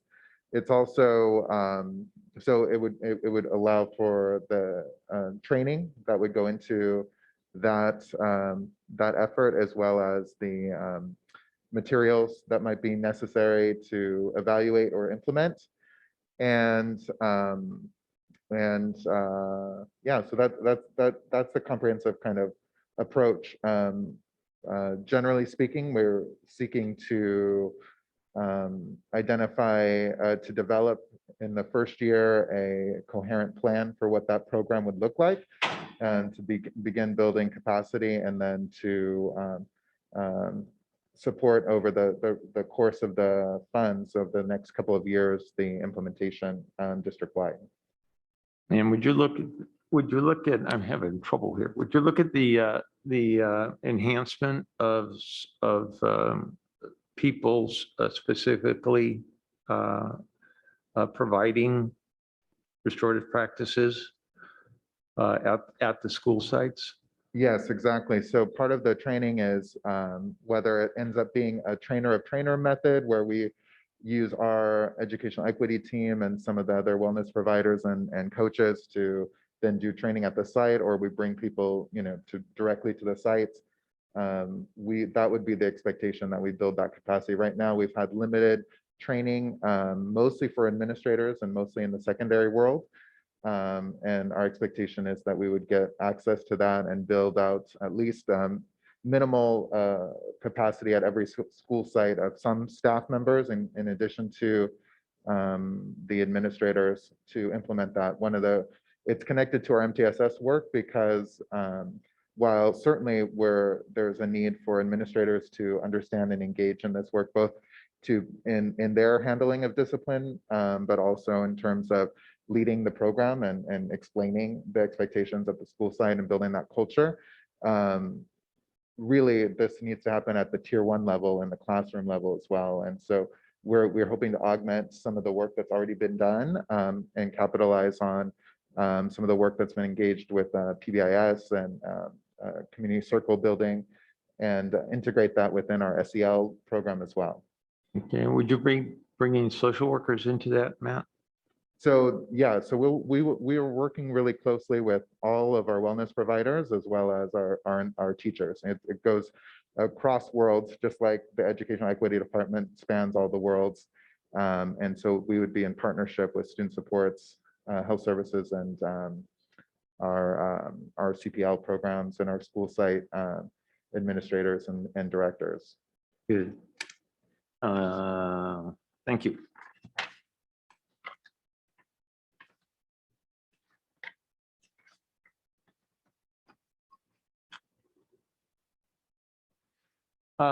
Mark, there's a statement that goes pretty much through the entire document, and I'll just read one, but it's repeated, not maybe specifically, but repeated. These services will increase parental capacity to actively engage in their children's education and support deeper homeschool partnerships. That's a theme that goes through everything. How's that going to be done in terms of the general practice, and when will we expect to see outcome data from that? Ms. Lavasser.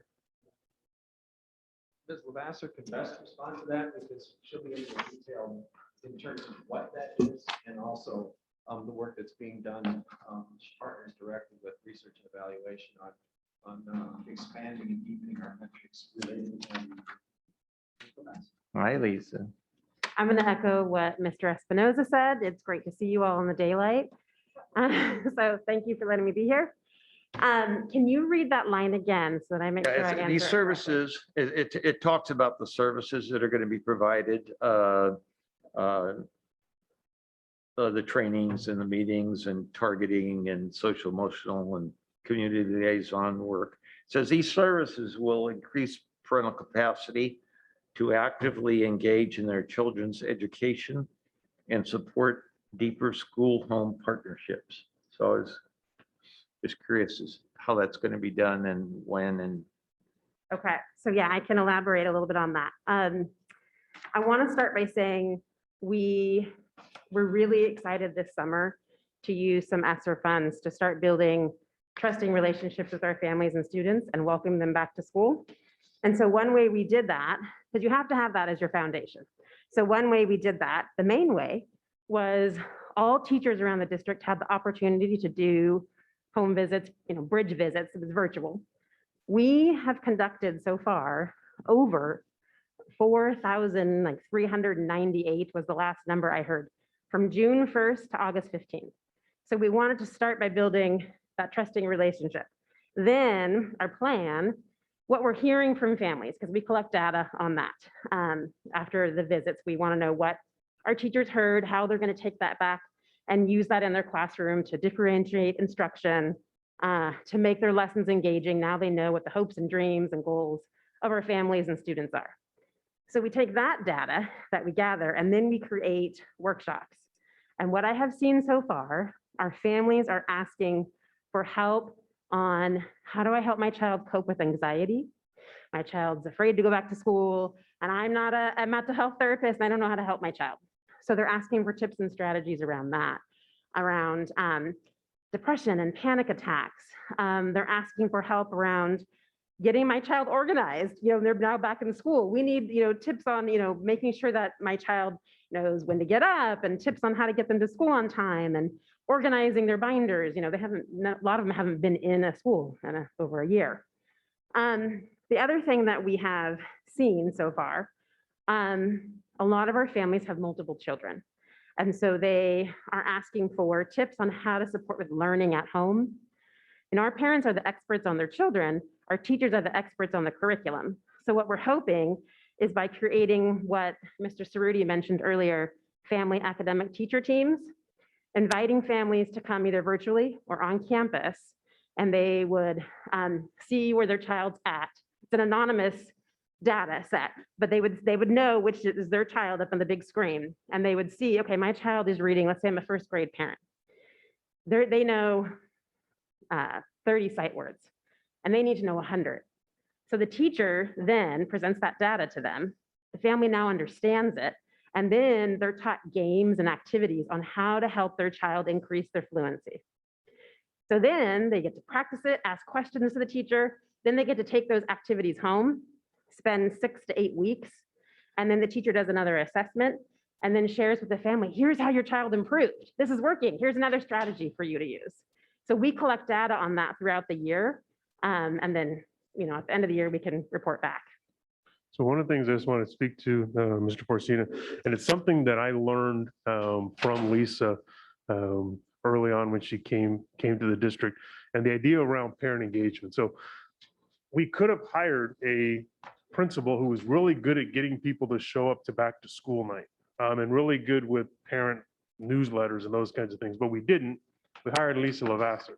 And so parent engagement, more important than getting kids or parents to show up to any event that we have, making sure parents know what the learning expectations are for their child this year, where their child currently stands in relation to those learning expectations, and what are some things they can be doing at home to help support the work. If we never had another parent show up to the MP room to listen to a principal talk, not that that's not great, but if we never had that happen again, but every one of our parents knew the learning targets for their kids, knew where their kid currently stood, and knew what they could be doing at home to help their kids get to those learning targets, that's family and community engagement and parent engagement in a way that's making a difference in the learning of kids. And so I learned that from Lisa, and what she just said was exactly that. And so I just appreciate the work. Well, and I certainly don't disagree with that. Certainly the basic premise of Head Start, and I don't know how much you're working with the Head Start people, because that has been a concern of mine for the last 8 years, that the purpose of one of the major purposes of Head Start is to help the parents understand their role in their child's education and how they can help them do that. And yet for the last 8 years that I've been here, the level of parent participation has been pretty dismal. So yeah, very important. We need to do it K-12, but we also need to do it with the preschool programs that we currently operate. Okay, thank you. You're welcome. Mark, on page 33,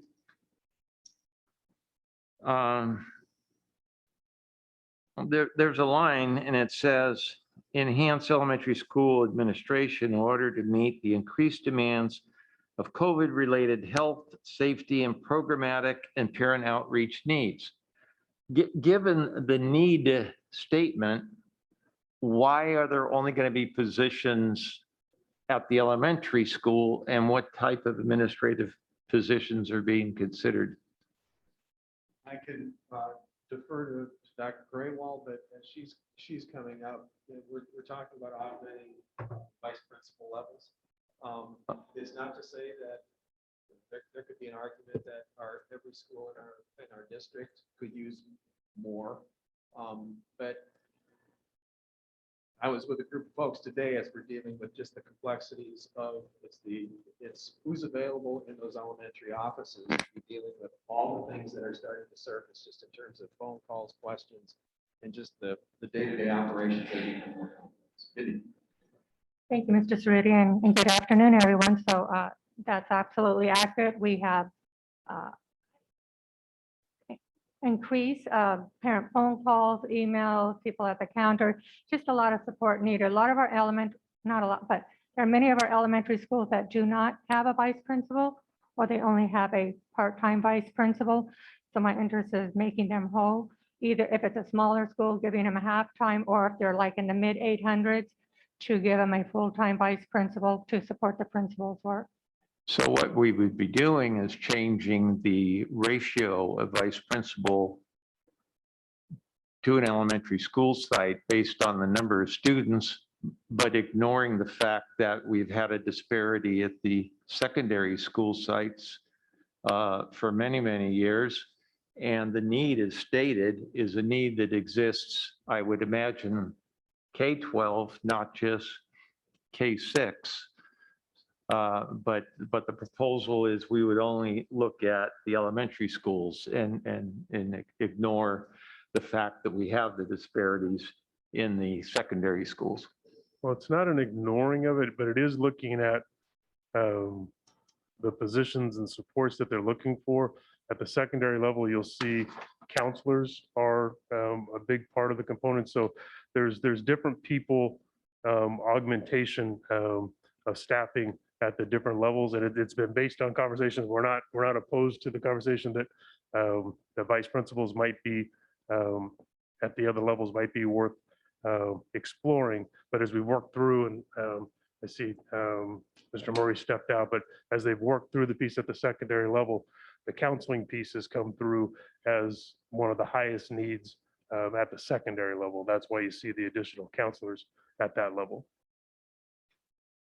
But certainly open to conversation. Well, yeah, I mean, I'm just real curious in terms of how that was looked at. And the thing is that with respect to counselors, there have been requests for more counselors based on the fact that they can't meet the current needs. So just for me, I guess it's hard to listen to, oh, well, you know, they have counselors, so the counselors can do this work when we've already accepted the fact that there's not enough counselors to do the work they're supposed to do already. So I don't know. I have a Good hard time, resources for sure. really hard time. Thank you. Okay, Mark, I don't want to put you on the spot, but we finally got to that point. I sure would love to share your crystal ball. Page 35. Page 35 starts with certificated and classified staff. And this is in respect to VAPA. Since we do not have a board-approved arts education master plan for the school district, and since the arts education master plan that will be coming to this board sometime soon, and given that that plan does not include certificated and classified staff at this point in time, how is that sentence explained? Well, I'll provide a response, and then Ms. Wilbanks, if I omit anything, by all means, you can come up and add to it. Typically, Mr. Porcini, in the type plan that we're developing, a programmatic plan, it doesn't necessarily, I haven't been part of a plan, it doesn't mean we couldn't, but I haven't been part of a plan that necessarily said, here's a plan and here's the staffing that we need. The plan is programmatic in nature, and if we didn't have any work done, I would be openly honest in saying, it's our best thinking right now, you know, it would be our experts' best thinking, but the plan has been indicated, and you've been part of that process, is there's maybe just an I to be dotted and a T to be crossed, because it is coming forward in the near future. And the staffing, in conversations with both Ms. Wilbanks and Ms. Avey, this is the staffing. Is the staffing perfect? And does it mean that what we're proposing means we are now at a perfect level in terms of what we believe a high quality VAPA program around the road would be? The answer to that is no, because we aren't necessarily at that level of understanding. But this is the level that would enable us to implement that plan year 1 and 2 and 3 in order to do that, because the support that's needed for Ms. Wilbanks and to go out and work directly and support our school sites, that's what this is enabling us to do, is move that plan forward. The VAPA Executive Committee and the Board of Education, in approving the VAPA plan 4 years ago, saw that as important. So what I'm hearing is that in the years to come, that there will probably be certificated and classified positions that will be proposed. Well, no, and Jen, if you want to come up. Well, as then- I'm speaking, because she can speak specifically to the actual positions, and in terms of years down the road, I think if we take our VAPA positions and we take all the positions that we're proposing, I'm not saying it's going to be years down the road, but we'll be moving as quickly as we can. Once our plan is approved, we will move as quickly as we possibly can to fill the positions. And Jen can speak specifically to these positions and how they would be used to move our plan forward. Okay. To think in the not too distant future, as long as we're able to secure these. All right, again, because the master plan was just approved by the committee and it didn't have any positions in it. So, I mean, I would be completely happy if we had the positions tomorrow morning that the executive committee thought we needed 4 years ago. So. And again, and it's not to say we couldn't build those in. I think of a couple other plans. So for example, it wasn't too long ago, 8 years or so ago, when we formed the English Learner Services Department. And Ms. Larson was heading that up, and we put a plan together. The plan was programmatic in nature. We didn't include in that plan the staffing it would take. Now, we knew the staffing we knew what it would take in order to do that. We then would build those in and bring them within cabinet through budget priorities. And so one of the things that I'm hearing is potentially part of that work is to build that right into the plan as part of that process. Because the other is also when we develop an equity plan. And so we certainly do that because our programming people know this is what it's going to take. And I know that you've been asking that question. So we could certainly meld that together so that we're doing these processes that we can come forward and say, here's the programmatic plan X, and here's our recommendation for staffing Y. Part of the reason that honestly I didn't do that is it kind of goes outside of the budget priority process. All of a sudden I'm standing up there or somebody is standing up there and saying, here is what it would take in order to do that. And what we try and do is filter all of those things annually through the budget priority process. So. But the whole document includes people everywhere throughout it. This one does. Yeah. Yeah. Yeah, no, this definitely does. And that's why, and I don't need to speak out of turn, this to a certain degree is an extension. Right. I mean, a lot of the programmatic work has been going on for years. I mean, it's not like everything you see in this document is something we just came up with in the last few weeks. These are things, the VAPA work, the family and community engagement work, the equity work, just as examples is we've had plans. We haven't had the resources to be able to kind of take the next step. And now what we have is, and we've always said this, we want to have plans ready to go. So when resources become available, we're ready to move forward. So there may be districts that are trying to create an office of equity right now. We're not trying to create an office of equity, is we're taking our office of equity to the next step because there's now funding to be able to do this faster than we thought we were able to do it. So we're going to be able to do the VAPAs, not near as fast as Mr. Forcino would like to do, but faster than we were going to be able to do 2 years ago, because now there's a set of funding available that's going to allow us to accelerate. But because the program people have done their work, it allows us to step into this much faster than if we had never done the programming work and we had to start from scratch. Yeah, I was just confused and without information from the perspective that I look and I listen to this, which says certificated and classified. I look at this and I don't see them. Positions. So that is essentially the value of this tool that we refer to, because you can quickly sort this by theme, by type. And so Steve was able to just quickly pull up VAPA and you can see everything that's in this master list sorted by VAPA.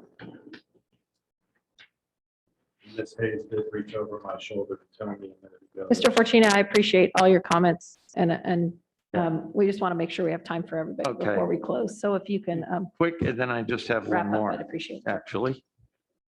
Yeah. Do you need me, Mr. Fortuna? Yeah. Do I need you? Actually, no. Thank you. All right. Thank you. Because they're being pushed here. No. Then the last question.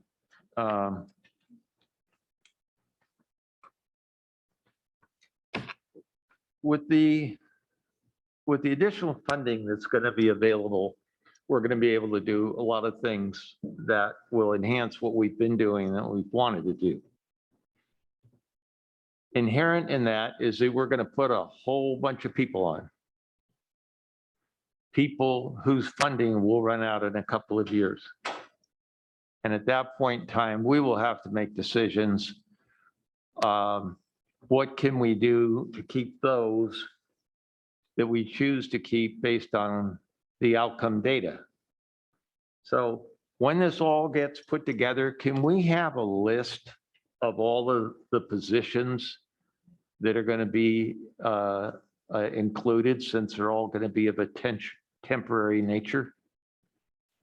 Of course, and I'm thinking what would be helpful, and I referenced this before, because the list is one thing. These folks, when I reference these logic models, you could, for example, the BAPA logic model, you could have it, which is going to list the positions, all the things they do, and how we would be measuring it. So we have that for every single item that's available. Yes, we get you that information. Okay, thank you. Thank you, Ms. Jamerson. Good afternoon. First, I just wanted, in regards to the ESSER survey, I just wanted to take the opportunity to thank the community, because I think that you really received a lot of submissions, partly because the community worked together. I saw parents encouraging parents across various social media platforms, via text, via in person. So I think it was great that you were able to get the word out there, but then I really want to also take the opportunity to thank the community for taking it that next step further and encouraging everyone to participate in that survey.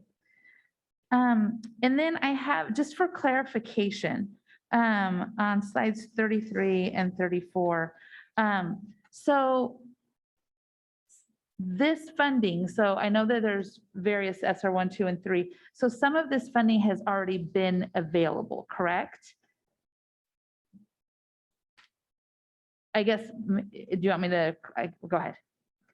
Well, so I guess my question is on that second bullet on 33, augment school supply budgets needed for operational and programmatic startup, and then looking at the technology on the next page. So if we have some schools currently that had to purchase additional equipment just because of, projectors, right? They burned out because of increased usage from last year. And so they had to tap into PTO funds to purchase those additional projectors that they didn't have the funds within their budget to do. So does this funding going to be able to supplement, like, should they have received money to be able to do so versus trying to tap into PTO? Or is this money coming later to be able to pay for things a little bit further down the road? So in round one, we sent out, it was $1.5 million worth of expenses just to support materials that went home to parents. We have a need at district level to ensure that the projectors that were being purchased, as an example, that we were using a district standard. With the equipment, just in general, everything is just backlogged. We can't receive what we need to receive. It's unfortunate that a school site thought that they needed to go through a PTO. That surprises me. We do have money set aside through round one to replace anything damaged or lost. This money is an extension of that. So the $250,000 both to support elementary schools, and then the second $250,000 that the board took action on as the remainder of round one. Those are in the process of going out to schools. What we've told schools while we're in this process of essentially combining everything so they don't have 10 different account codes to spend out of. We've told them to go ahead and submit their purchases as needed. And so they've been doing that as a matter of course. The problem still is we can't get goods. Okay. So everything is still really backlogged. So there may be opportunities where a PTO or a PTA, they can go and they can buy stuff outside of our purchasing process where we can't. So Okay. they can probably get something on Amazon or whatever, and that might be what they want to support the school to do. But they shouldn't have to rely on outside sources because yes, we do these funds, that's what they're for. Okay, thank you for that clarification. And then I just had one question on the list of priorities here, and it's on line item number 9. Update secondary and elementary libraries with diverse titles. And so I wanted to know, does that expand also to classroom? Or are we focusing just on the library? And if not, is there somewhere else that I'm just not seeing where we're expanding diverse titles in the classroom as well as the library? Well, this is specific to the materials that are available in the libraries. Mhm. And in terms of when you're saying in the classroom, Classroom libraries, like the books that are being offered for the students within the classroom. so I'm going to defer a little bit to our folks who could To do both? Okay, thank you. Just because I know having those books just readily available in the classroom for students who don't, at a younger age, you're not necessarily knowing, I need to go look for diverse titles in the library, and I just want to be able to have them as, these are just my regular books, and they represent me. So, okay, thank you. And that's all the questions I have. Thank you so much. Thank you, Mr. Perez. You bring your sleeping bag? Mr. Perez, we're scheduled for about 18 minutes. Please speak into the mic and get going. Just joking. But are you? Okay, let's talk for the spreadsheet. This is an Excel format? The spreadsheet. Well, that's on the, right there, this right here. No, it's coming from the spreadsheet, yes. Excel? Yes. Do you have the maybe anticipated amount for each one of the funding amount for those particular items? Currently, we're working on that.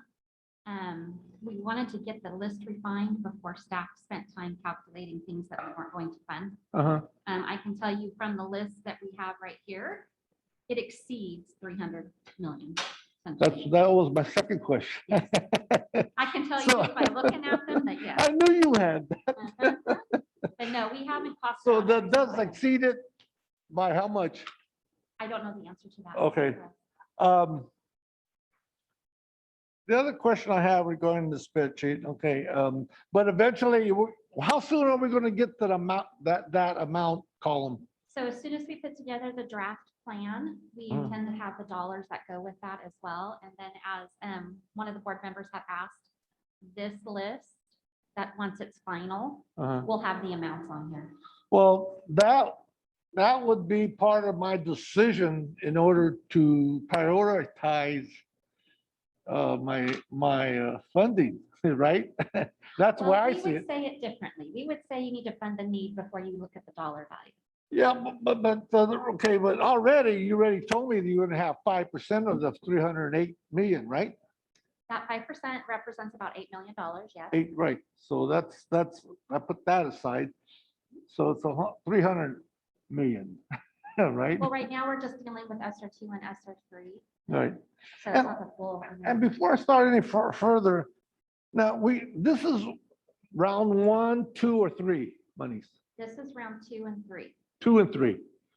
And it's a funding cycle, I mean, fiscal educational year, right? It's a 3-year plan. Right. Of the 3-year plan, some of these are only 1 year, some of them are 2 years, and some of them go all 3. It just depends on the. Exactly.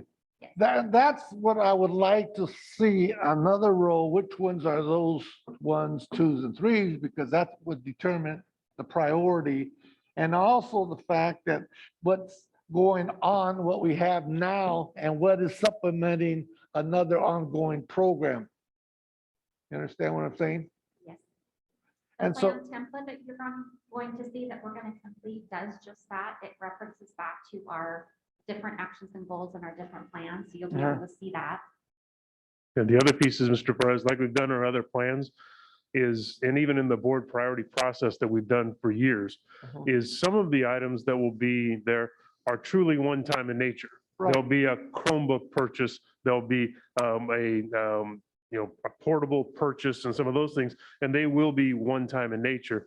Others will be across all 3 years, and like Mr. Porcina has spoken to, at the end of that, or prior to that, we're gonna have to make some decisions about which of these are the most valuable, and can we find a way to fund them for another one time and or find ongoing funding to be able to cover them. So that's as we're working through this process, what we're gonna end up, remember, we wanted to get rid of the old board priority list, so we kind of finished that one up, because when this is all done, there's gonna be, the remnants of this is going to be a new board priority list. And we're gonna have to go back, and those are gonna be the conversations Right. of which of these are most important, which of these are people, and is there anything here we want to fund that we can do? Great. Or do we stop doing something else because we found this is even more important? So those are really important conversations that are going to happen as we move through. But again, some of these things will be one time in nature, and they'll just come off the list. They'll be done, and we'll benefit. You'll see school buses on here. This is an opportunity to upgrade our school bus fleet. Right. That will serve us for 20 years if we do that well, but it'll be a one-time purchase. So there'll be a mix of one-time and things that we hope are going to be with us as our new normal. Right. So like that would help me to prioritize, these programs and the types of funding.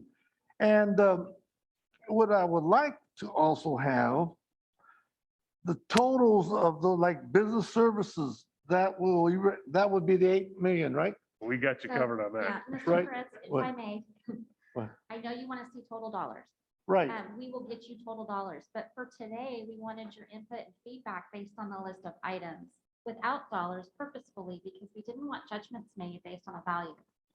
So what's going to happen with these sources, all of these actions and priorities, I have to go find buckets for them to all go in. So some of them might not even show up on the plan, but we're going to do them. So we'll reconcile all of that, but our intent is to get your feedback on these items. And then admin's going to prioritize what ones we think we can actually implement and do versus Right. other ones where we don't have capacity to do it. We're also talking about hiring hundreds of people. We don't know that we can actually get these people hired and here and up to do everything. So there's a lot of work that still has to happen, but we need your feedback of these items, which ones that you need clarity on, which ones that you're like, no, I don't want to do that. Right. And then we will give you the year by year totals by department, by activity, and it'll show you how it ties back to our LCAP. Well, my next question is the ongoing programs that we currently have. I like also to have evaluations and reports how well or not well they're doing to determine, hey, yes, do we continue this one? They have good outcomes, good reports, and according to such and such, that's the kind of program that would prioritize me as a board member that I want to continue because, you get. So the intent, remember last presentation I did, I told you we had to bring multiple plans to you, which is why we're Right. adhering to this deadline. Okay, so there's a new LCAP coming out that we have to do a mid-year analysis. Right. And that's going to impact, research and evaluation in their work and the metrics and where we are at a certain point in time. That work's going to continue, so it'll address exactly what you just asked, so that we would know of the actions and services that are happening, are they providing positive outcomes? So that's my frame of mind, what I'm thinking to help me make that decision and possibly the other board members. I need to see those individual reports and evaluation outcome studies that they did to the state, feds, or whatever, to continue or suggest either is it an issue because of budget issues because we just gave minimum to start it up, or was it because of personnel issues because it didn't have enough staffing? That's where I'm coming from. Understood. I understand. Yep, Understand. understood. May I ask a question? Yes. Of this list, Yes. Is there anything on here that doesn't satisfy the interest that you've had thus far? Or are you okay with the subject matter? And if you'd like more time to digest it and circle back, you're more than welcome to after. today. Well, throughout In my the next few days. tenure on this board, I have requested a lot of these things and promoted or want these issues, since 2012, when we voted for Prop 30, more funding and support in the classroom versus administrative costs. I want more support for the teachers in the classroom that, for instance, paralegals, paraeducators in the classroom, more parent engagement in the schools, because those were things I knew through research and things like this. They have good outcomes and it helps the teacher. And also classroom size, not 34, 20 classroom size. Those are things I support and advocate on, as a board member. And I'd so, like to just state then that this list uh-huh, has those interests in it. exactly. And then we will get you the other information that you're looking for to tie it together for you. Right, like for instance, let's talk about homeless.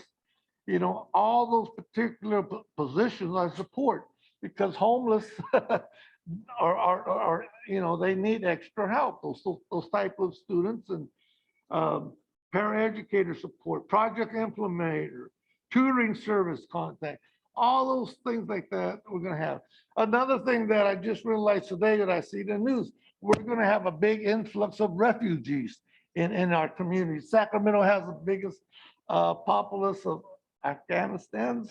And so they're gonna come here. So that's federal dollars, I think, anticipate on refugee in that segment, in that arena. So it's a matter of time when they come here. So we're gonna have a big influx as a result of that. English language learners, they're gonna be, that type of individual services. And support, other community CBO support, we need the partnership. Also health, mental health, because of the war they're going through those years, and also public health. A lot, that's another issue. We need a partnership with public health, mental health. And all through this document, instead of, you say mental health, but I also request that everybody think about the public health issue arena with this particular emergency relief. We don't have a public health, component, a strong one for testing, for screening, community tracing and things. We're gonna have what we have today. We have COVID-19, we have COVID Delta, and who knows what we're gonna have next year in 6 months Agenda from item, now. sir. So anyway, those are the concerns I have. Preventive projects and support services, both educationally, mental health, and public health, working with partnerships to resolve this emergency relief. We need that. That's the first time in the history of education, because of this COVID virus, we're realizing if you don't have a healthy community, you do not have a healthy educational environment in which we have to lock down. You don't have a healthy business community, business and economic community. We get in our community, we have that locked down. And so we have to live in pods. As a result, you go long hair, you don't go to cut your hair, haircuts, things like that. You have to sacrifice time and energy for health. So the other thing, so I'd like to see funding amounts by these 14 areas, staffing amounts, outcome reports, evaluations of the pre-existing programs before I make these decisions. And because of time, I have a whole bunch of questions here. I will talk to who? Okay. And because of time, but there is another good thing I wanted to funding equity, where are the mass adult times?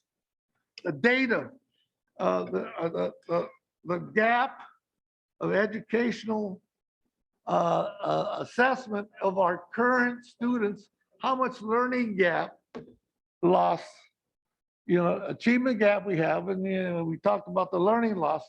So what's the present base education throughout our educational district? Do we need to, what is the base and what needs to be accomplished to get back to the normal educational level? And we're doing it. I think this is a good plan. I think the federal government knows what they're doing. Cost analysis, termination, evidence-based actions and services. That's what it's all about. Evaluation measures. Smaller class size, I support.